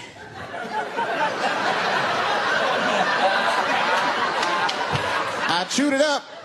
So far, so good. Then I was in a barber shop like an hour later. And it's funny because I was just thinking to myself, I was like, ooh, this stuff sucks. Tastes like athlete's foot. I feel sick, but I'm not really high. Then I looked in the mirror. I saw the barber's reflection, man. It looked like a big penis was cutting my hair. I freaked out. I started talking to myself, Dave, calm down. You're on drugs. This is what drugs do. Okay, you know that there is no way that a penis can cut hair. But I started freaking out, man. I just couldn't take it anymore. I jumped out the chair. Half my hair was cut. I didn't care. I didn't. I just gave a barber a handful of money. It was weird. The balls opened up. Anyway, I ran home, man. I ran home as fast as I could. Tripping. I looked at the clock. It was 2:42. I was like, damn, 2:42. I gotta sober up. I had never been this high this early. I took a shower. I was still high. I said maybe music will do the trick. I listened to every CD I had. I was still high. Exercise, that's what I'll do. I ran around the block 4 times, still high. Took a nap, woke up, fucked up. I looked at the clock, it was 2:43. I said, God damn. I'm scared to death of these police. I am, nigga. I got a police scanner. First money I got, this is the first shit I went out, bought me a police scanner. I just listen to these motherfuckers before I go out, just to make sure everything's cool. You hear shit on it. Calling all cars. Be on the lookout for a black male between 4'7" and 6'8". Staying in the crib tonight, fuck that. Gotta work on that alibi for a minute. Every black person needs an alibi. I do them impromptu joints. If I'm by myself and need out, I'll just open up the windows in the apartment, turn all the lights on, start beating off right in the window. Look at me. Hey, everybody, look, it's me, Dave Chappelle. I'm crazy, I'm jerking off. Note the time, motherfuckers. It's 2:35. Look at me, I'm jerking off in the window, 2:35. Comedian Dave Chappelle, it's June 10th. Note the time.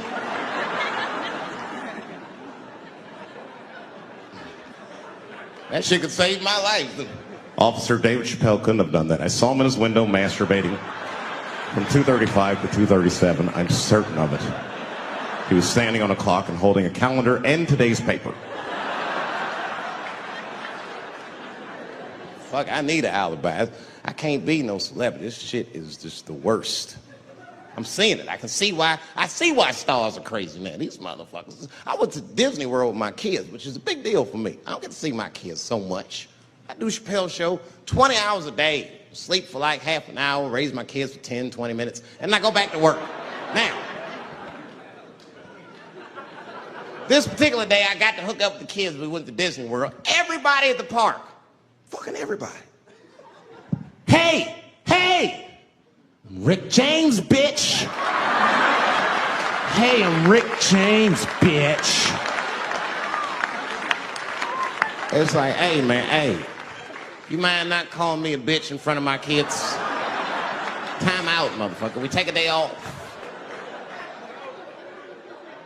Even Mickey Mouse did it. I said, this is the most unprofessional shit I have ever seen in my life. Rick James, bitch! Oh, I was fed up. I caught that motherfucker with an uppercut. Bop! Knocked his head clean off. Everybody was screaming. Oh my God! Oh my God! Mickey Mouse is Mexican! I want your community to know that one of the coolest people I ever met was a transgender woman. And this is not a man that I knew that became a woman. This woman was trans when I met her. Lived in San Francisco. Daphne Dworman is her name. I would do 18 shows in the Bay Area, sometimes in Oakland and Dirty Hood nightclub, and she would be there, a white trans woman, laughing loud and hard at everything I said, especially the trans jokes. It's very puzzling because she was obviously trans. And one night after one of the shows, I met her. And what it was, turns out, it was her dream to be a comedian, and I was her hero. It's very moving. I could not dislike somebody that felt that way about me. We became fast friends. And when I made that special Sticks and Stones, right as it was coming out, I happened to be in San Francisco, and I wanted to do a show, but I needed an opening act. And I remembered that trans woman I had met. So I called her on the phone. And I called her myself. I said, hey, Daphne, this is Dave Chappelle. She couldn't believe it. And I go, I'm in San Francisco. And then she started saying a bunch of wild stuff. I was like, relax now. I don't want any pussy. I was, I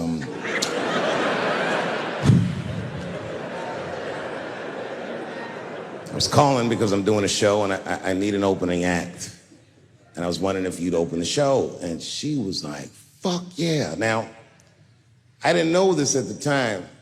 But this woman had only done stand-up comedy 8 times in her life. This is little to no experience. And now she's about to open a show for what many call the GOAT.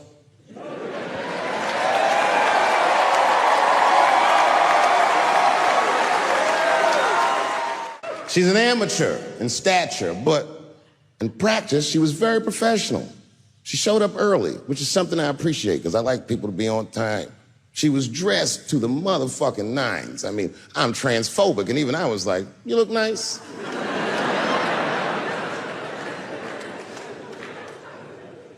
Went up on the stage with all the swag of a professional comedian, grabbed that mic and walked right down the middle and looked at the crowd like a gangster. Man, you should have seen her work. This bitch bombed for 45 minutes straight. And I am not exaggerating, young man. That show was terrible. Stunk. And then she brings me on, and you know, I was like a glass of water after a handful of salt. The crowd was happy to see me. I was killing it. But here's what impressed me. Any other comedian I've ever seen, if they had bombed as bad as she did, would have snuck out of the back of the theater and went home and cried or something. And she didn't do that. Not only did she not leave, she found a seat right up in front. You know, when a new comedian watches an experienced comedian in comedy, we call this taking class. And this bitch took my whole class. She sat up there and was laughing as hard as she always laughs, as if nothing bad had even happened to her. And I saw her show. Something bad happened to her.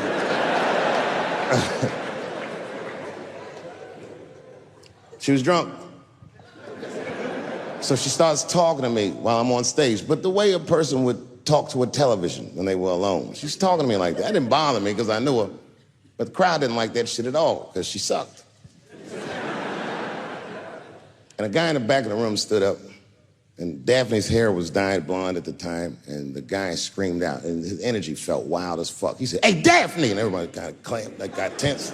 We didn't know if it was a heckler or active shooter. And he said, "Does the carpet match the drapes?" Yeah, it was fucked up. The whole crowd kind of groaned because it was so, like, mean. Everybody groaned, except for Daphne. She kind of laughed, which was weird. And then she didn't even look all the way back. She said, "Sir, I don't have carpets. I have hardwood floors." Just like that. Just like that. And boy, when she said that shit, it blew the roof off the place. Cut through all the tension. With that one joke, she made up for 45 minutes of a stinker of a show. And after that, she could do no wrong. And I kept on rocking. She kept on talking to me. And then the show became something cooler than a show. It became like a conversation between a black man and a white trans woman, and we started getting to the bomber shit. All them questions that you think about that you'd be afraid to ask, I was just asking them, and she was answering them, and her answers were funny as shit. The crowd was falling out of their chairs. And at the end of the show, I go, "Oh, Daphne," I said, "Well, that was fun." I go, "I love you to death, but I have no fucking idea what you're talking about." The whole crowd laughed, except for Daphne. Now she looks at me like I'm not her friend anymore. Like I'm something bigger than me, like I'm the whole world and the guy. And she said, "I don't need you to understand me." I said, "What?" She said, "I just need you to believe," just like this, she goes, "that I'm having a human experience." And when she said it, the whole crowd kind of gasped. And I gave her the Fight Club look. I said, "I believe you, bitch." Because she didn't say anything about pronouns. She didn't say anything about me being in trouble. She said, "Just believe I'm a person and I'm going through it." And oh, I believe you because it takes one to know one.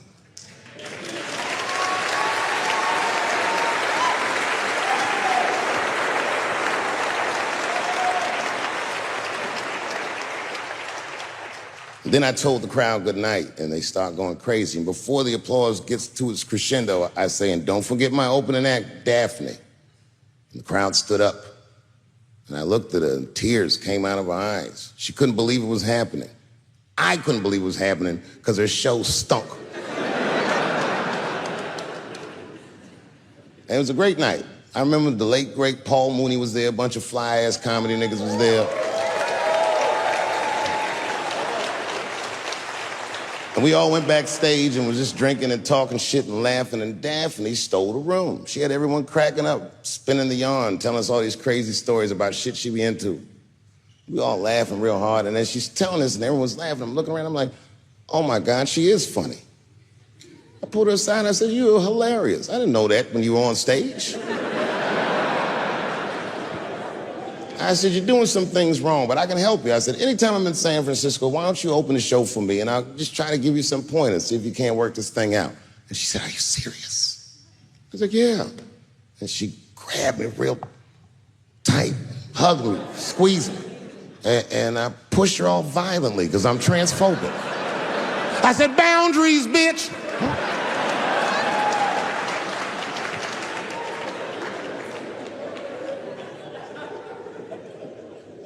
When Sticks and Stones came out, a lot of people in the trans community were furious with me, and apparently they dragged me on Twitter. I don't give a fuck, because Twitter's not a real place.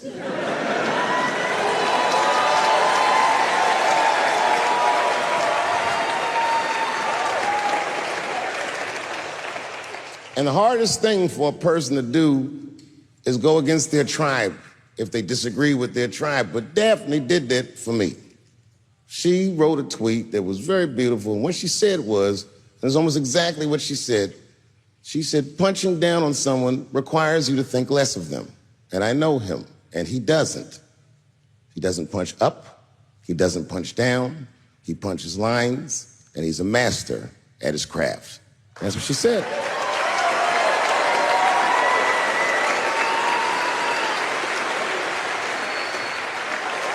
Beautiful tweet, beautiful friend. That took a lot of heart to defend me like that. And when she did that, the trans community dragged that bitch all over Twitter. For days, they was going in on her, and she was holding her own because she's funny. But 6 days after that wonderful night I described to you, my friend Daphne killed herself. Oh, yeah.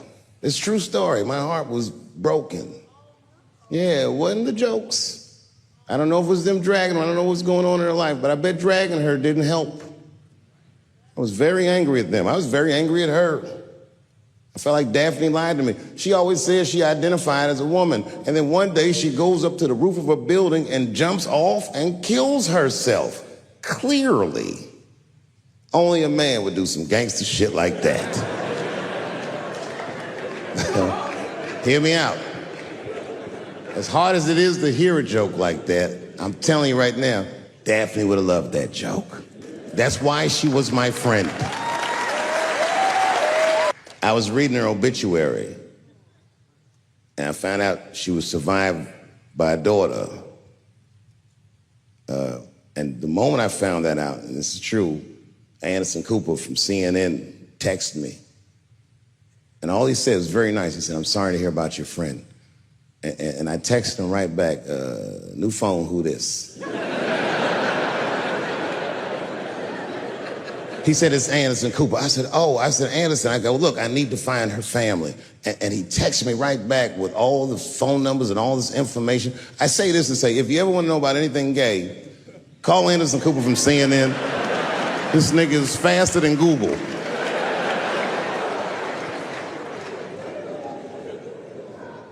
And what I did is I got in touch with her family and I started a trust fund for her daughter, because I know that's all she ever really cared about.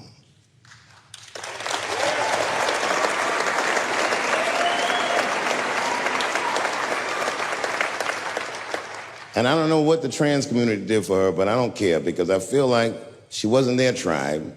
She was mine. She was a comedian in her soul.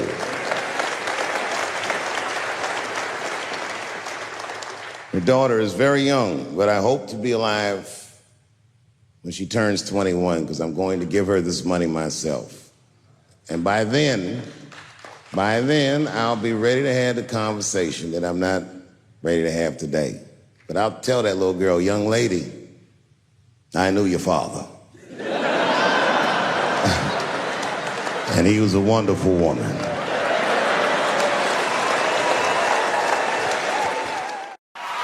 Oh, I'm goddamn sick of it. This is the worst time ever to be a celebrity. You're gonna be finished. Everyone's doomed. Michael Jackson has been dead for 10 years, and this nigga has 2 new cases.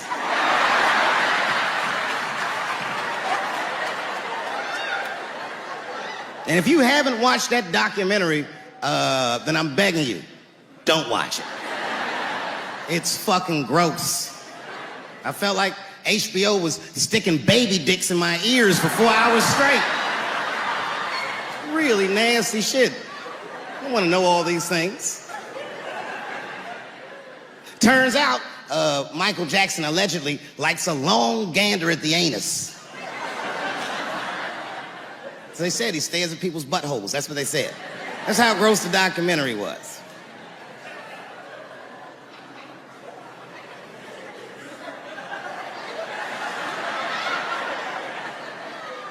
I'm gonna say something that I'm not allowed to say. But I gotta be real. I don't believe these motherfuckers. I do not believe it.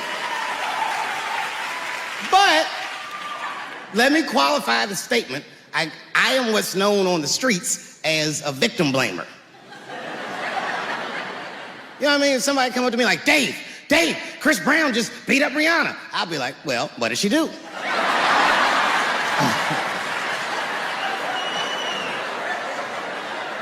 Dave, Michael Jackson was molesting children. Well, what were those kids wearing at the time?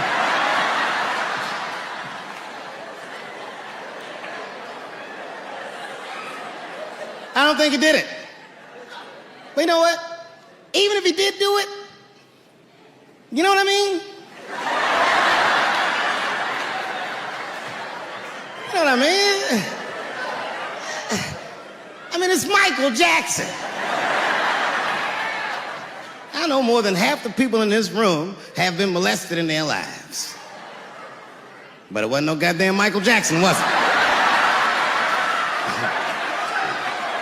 This kid got his dick sucked by the king of pop. All we get is awkward Thanksgivings for the rest of our lives.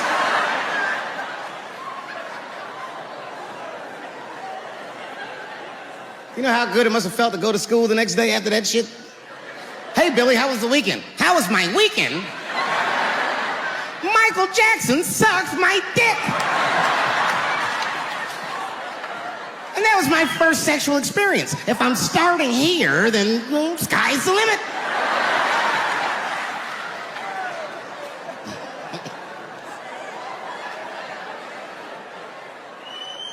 I know it seems harsh, but man, somebody's got to teach these kids. There's no such thing as a free trip to Hawaii. He's gonna want to look at your butthole or something.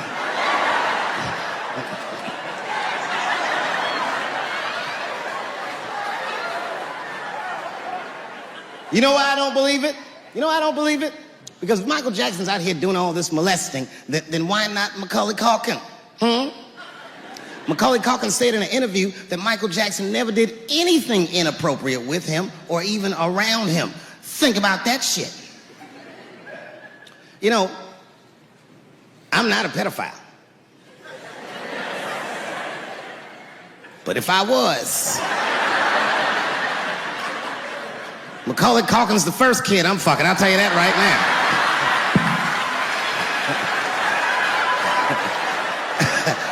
I'd be a goddamn hero. Hey, that guy over there fucks a kid from Home Alone. And you know how hard he is to catch.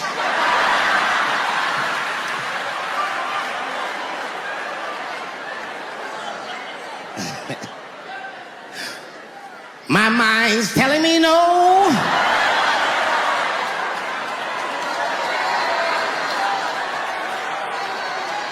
Okay, R. Kelly is different. I mean, you know, if I'm a betting man, I'm gonna put my money on he probably did that shit. I'm pretty sure he did that shit.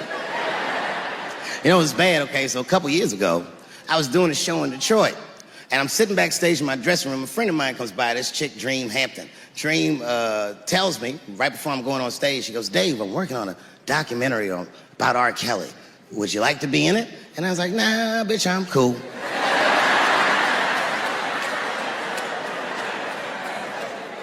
I went on stage, I just forgot about the shit. And then 2 years later, the documentary comes out, Surviving R. Kelly. And when it comes out, Dream's promoting the shit, and she keeps bringing me up. She said, I asked Dave Chappelle to be in my documentary, and he said it was too hot for TV. Bitch, I did not say that. It does not even sound like how I talk. Oh, that's too hot for TV? I would never say that shit. Why I wasn't in the documentary? There's a very simple reason, and I cannot stress this point enough. The only reason that I didn't do it was because, and it's very important, I don't know this nigga at all. I don't know anything. I don't know anything that they don't tell me about. I don't hang out with this nigga, nothing. So what the fuck do I gotta be in the documentary for? This guy, R. Kelly, got another sex tape out now. Can you believe that shit? This guy makes more sex tapes than he does music. He's like the DJ Khaled of sex tapes. Another one. Like, damn, nigga. It's a lot of tapes. The new one's so bad that they didn't even show it. I've never seen anything like this. The prosecutor in Chicago came out in a press conference and read to the media a transcript of a sex tape. Have you ever heard of such thing? This nigga read the sex tape. And it was so bad that R. Kelly sounded guilty in the transcripts. It's fucking amazing. 16 times the girl's age was mentioned. Isn't that crazy? This motherfucker is an idiot. He was fucking her like, yeah, this is the best 14-year-old pussy I've ever had in my life. And she was like, you like this 14-year-old pussy? He's like, oh yeah, I love this 14. I'm like, man, you need to shut the fuck up. You gotta give your lawyer something to work with. You're supposed to be on the tape like, this is the best 36-year-old pussy I've ever had in my life. And then your lawyer gonna be like, Your Honor, clearly my client thought that this woman was 36, as he mentioned some 16 times in the tape. They gonna know you lying though, you know what I mean? Everybody knows no such thing as good 36-year-old pussy.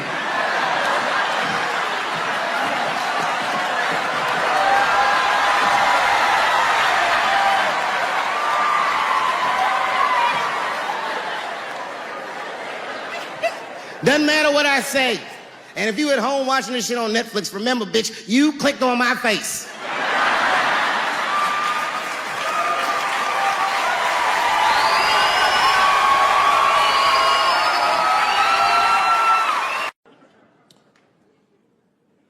The second time I met O.J. Simpson,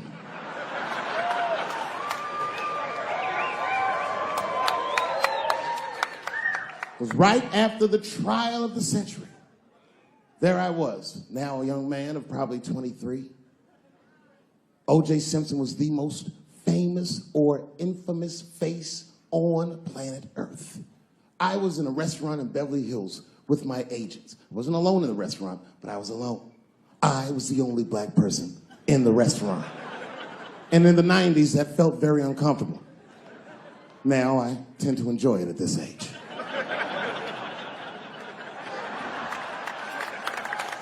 I was having dinner with my agents, celebrating a deal that they told me was lucrative, but I later learned fucking sucked. And suddenly, a group of women walked by. Every race was in that group. Black, white, Asian, Latina, white, and white again. They were all gorgeous. I watched them walk by. Then, I saw a familiar face. Al Collins, the man from the infamous Bronco check, towards the door. Couldn't believe what I saw. And then, close behind him, was O.J. Simpson, newly released from jail. The restaurant fell still. I was shocked. I didn't mean to say it out loud, but it just came out. O.J. He stopped, turned around to see who said it, saw my black face, and correctly assumed it was me.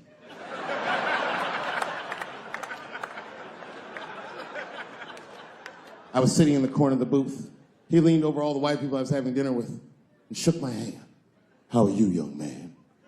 He looked in my eyes, and I could see in his eyes that he didn't remember meeting me the first time. And then he walked away. And I looked back at my agents, and all of them had nothing short of disgust on their faces. And the only one with the courage to voice their disgust was a woman named Sharon, who used to represent me.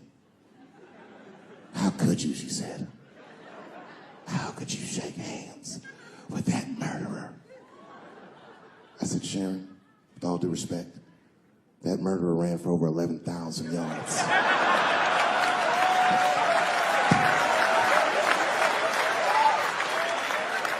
And he didn't fit. Glove didn't fit.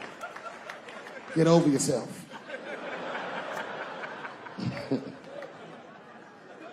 Some people can't do that. Some people just can't get over themselves. Gay people have a hard time doing that recently. Here we go. Here comes the deep water. No, recently I've noticed that. I noticed it with that Manny Pacquiao controversy. Yeah, no, it was now in the gay community's defense, Manny Pacquiao said some outlandish shit about gay people. Very, very not nice things that I won't repeat, but there was biblical verses and some analogies to animals.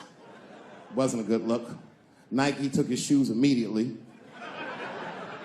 which I thought was a little harsh. A little harsh.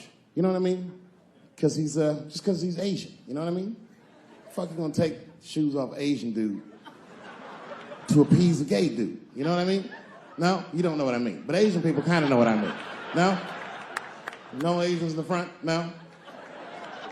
No, this is what I mean. Okay, look, okay, you're an Asian dude. No, I say this with no disrespect, but we're all Americans, right? And we can agree that America has a huge body count all over the world, but nowhere more than Asia. Literally, if you look at history, recently, we have bombed the masculinity out of an entire continent. We dropped 2 atomic bombs on fucking Japan, and they've been drawing Hello Kitty and shit ever since. There's a lot of lady boys in the wake of our bombs. And I know these things because my wife is Asian. She's Filipino. All right, well, okay, so that explains it. Now you know why you see me at all those Filipino events. I'm out there picking up pussy, I'm dropping some off.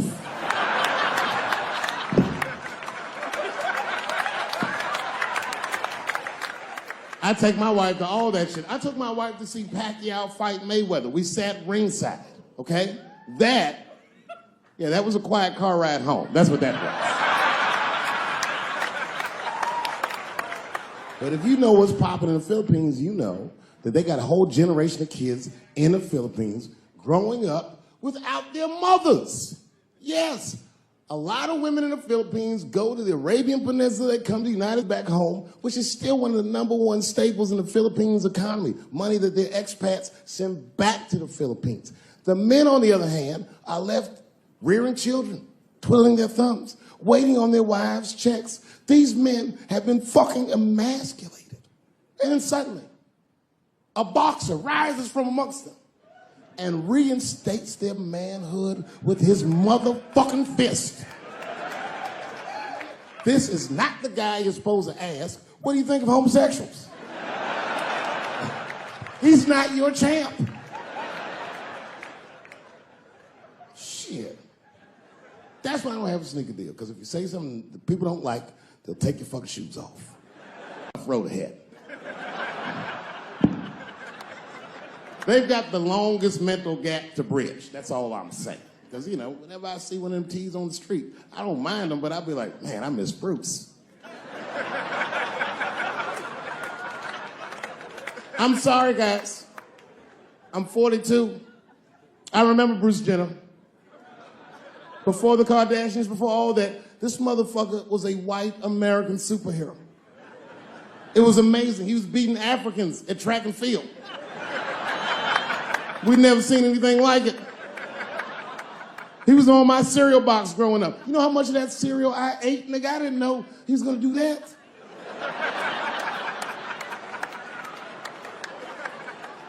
I knew before you guys knew. I heard things on the street in Hollywood. You know, you just be out, see people. Hey, what's up, Kanye? Why the long face? Nigga, you'll see. I got 2 mother-in-laws now. And when I heard he was gonna do it, I was scared. I didn't think the public was ready. I didn't think the media was ready. And you know what? I was wrong. Never seen anything like it. Welcome to the world, Caitlin. So long, Bruce. Hello. Somebody called me a nigga in traffic last Wednesday. It's so long, it takes a minute.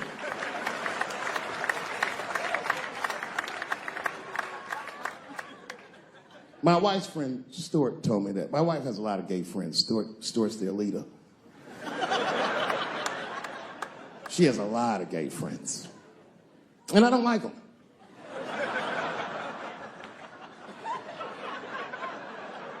Not because they're gay, I'm just judging them on the merits of their character. They're just not nice dudes. They're fucking rude house guests. They're sitting on my couch, giggling with my wife, eating my motherfucking macaroons.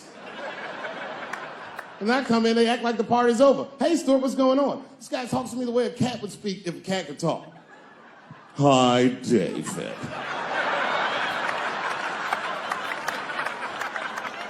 Stuart, what's all the beef, man? What's going on?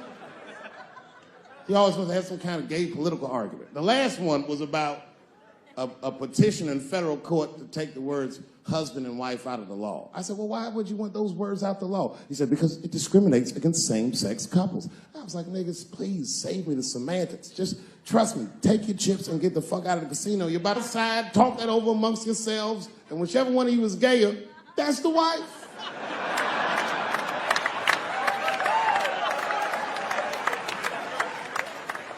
No, Stuart didn't like that. Stuart educates me about this movement, you know what I mean? I didn't even know shit about it. He told me it's called LBGTQ.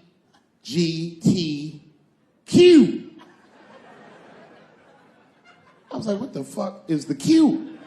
Does that even make sense, Q? Turns out Q is like the vowels. That shit is sometimes Y. It's for gay dudes that don't really know they're gay. You know what I mean? Like prison fags who are like, well, I'm not gay, nigga. I'm just sucking these dicks to pass the time. I'm not G, I'm Q. Ugh.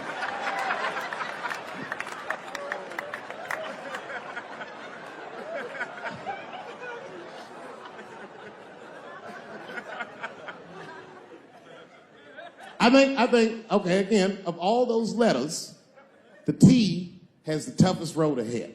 In fact, I think the T should stand for tough. If Martin Luther King had a sneaker deal, we'd still be on the back of the bus. They always true, the Nike exec come up, hi, Martin, we need you to tone down the talk of civil rights and blacks being humans.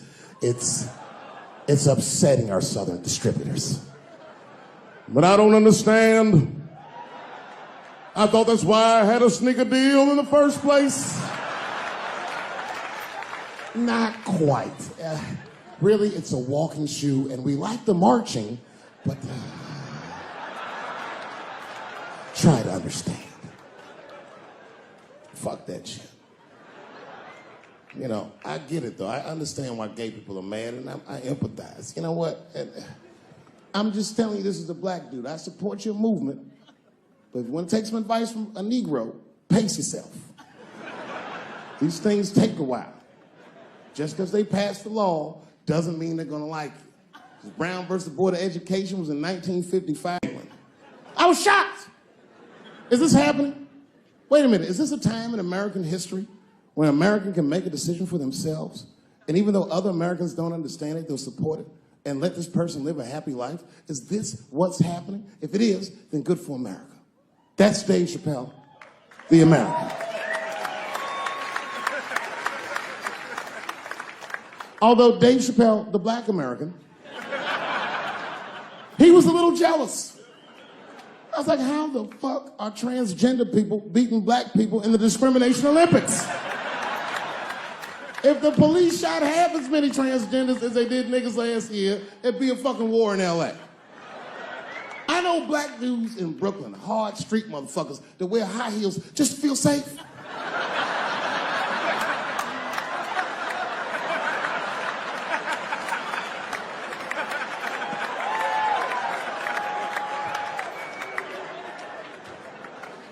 Transgenders are gangsters.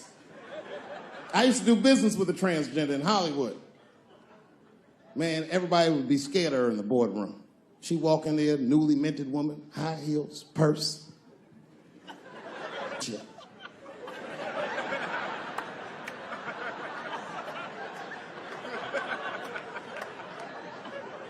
And then she walked to the head of the conference table, stare at us all, reach in her purse and pull her old dick out and throw it on the table. Let's talk business, gentlemen. Ah!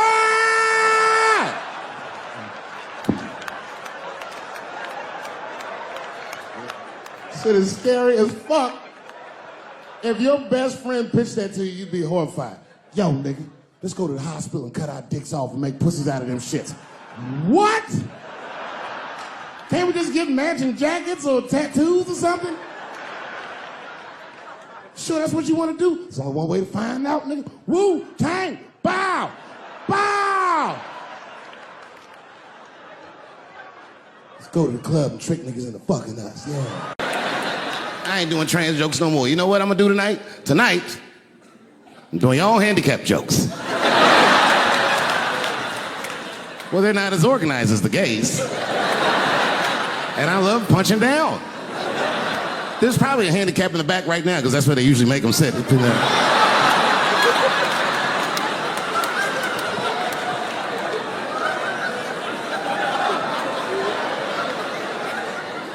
I came came here to laugh at transgender people. I didn't know this nigga was gonna make jokes about us. Come on, y'all, let's get the fuck up out of here.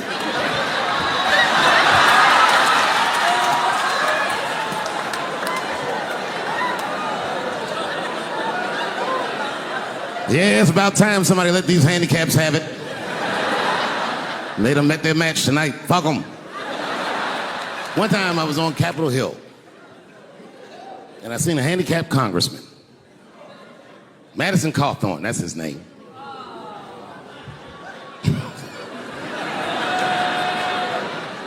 He's a Republican from North Carolina, and he was shocked because I saw him, and I go, hello, Congressman. He didn't even know I knew who he was. He turned around.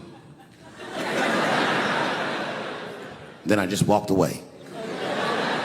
I wanted him to see me do something he couldn't do. I skipped. That nigga was mad.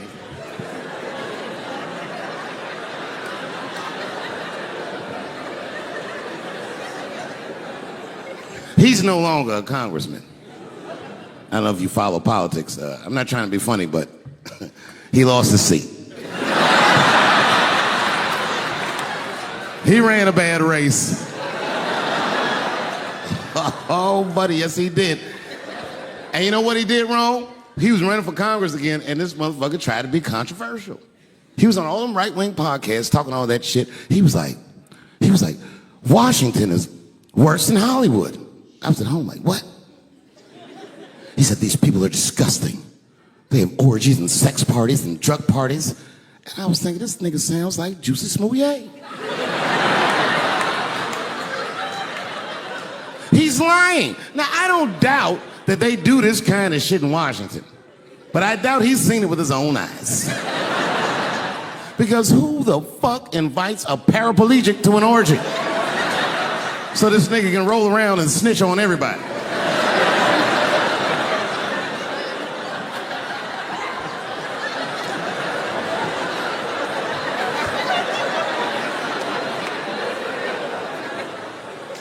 I said, there's only one reason you're gonna invite him to an orgy. And you know what that is. Have at it, guys. I can't feel anything. Let's get this bill passed for America. One at a time, folks.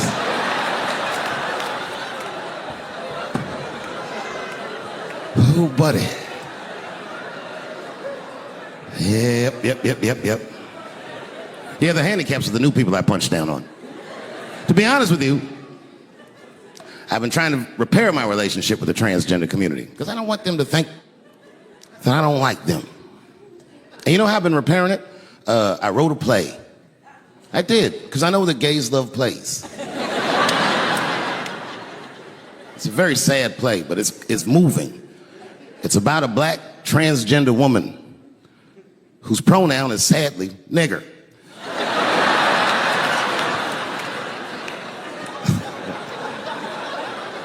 It's a tearjerker. At the end of the play, she dies of loneliness because white liberals don't know how to speak to her. Sad. Speaking of nigger, I've also been working on a book, and this is true. I'm rewriting the American classic, Huckleberry Finn, from Nigger Jim's perspective. It's called The Adventures of Nigger Jim. That's how the book starts. Huckleberry Finn walks up to him and goes, so you're Nigger Jim. And he's like, yo, I just said Jim. What's your name, little buddy? Huckleberry Finn's my name. What? Huckleberry? That's your real name? God-given.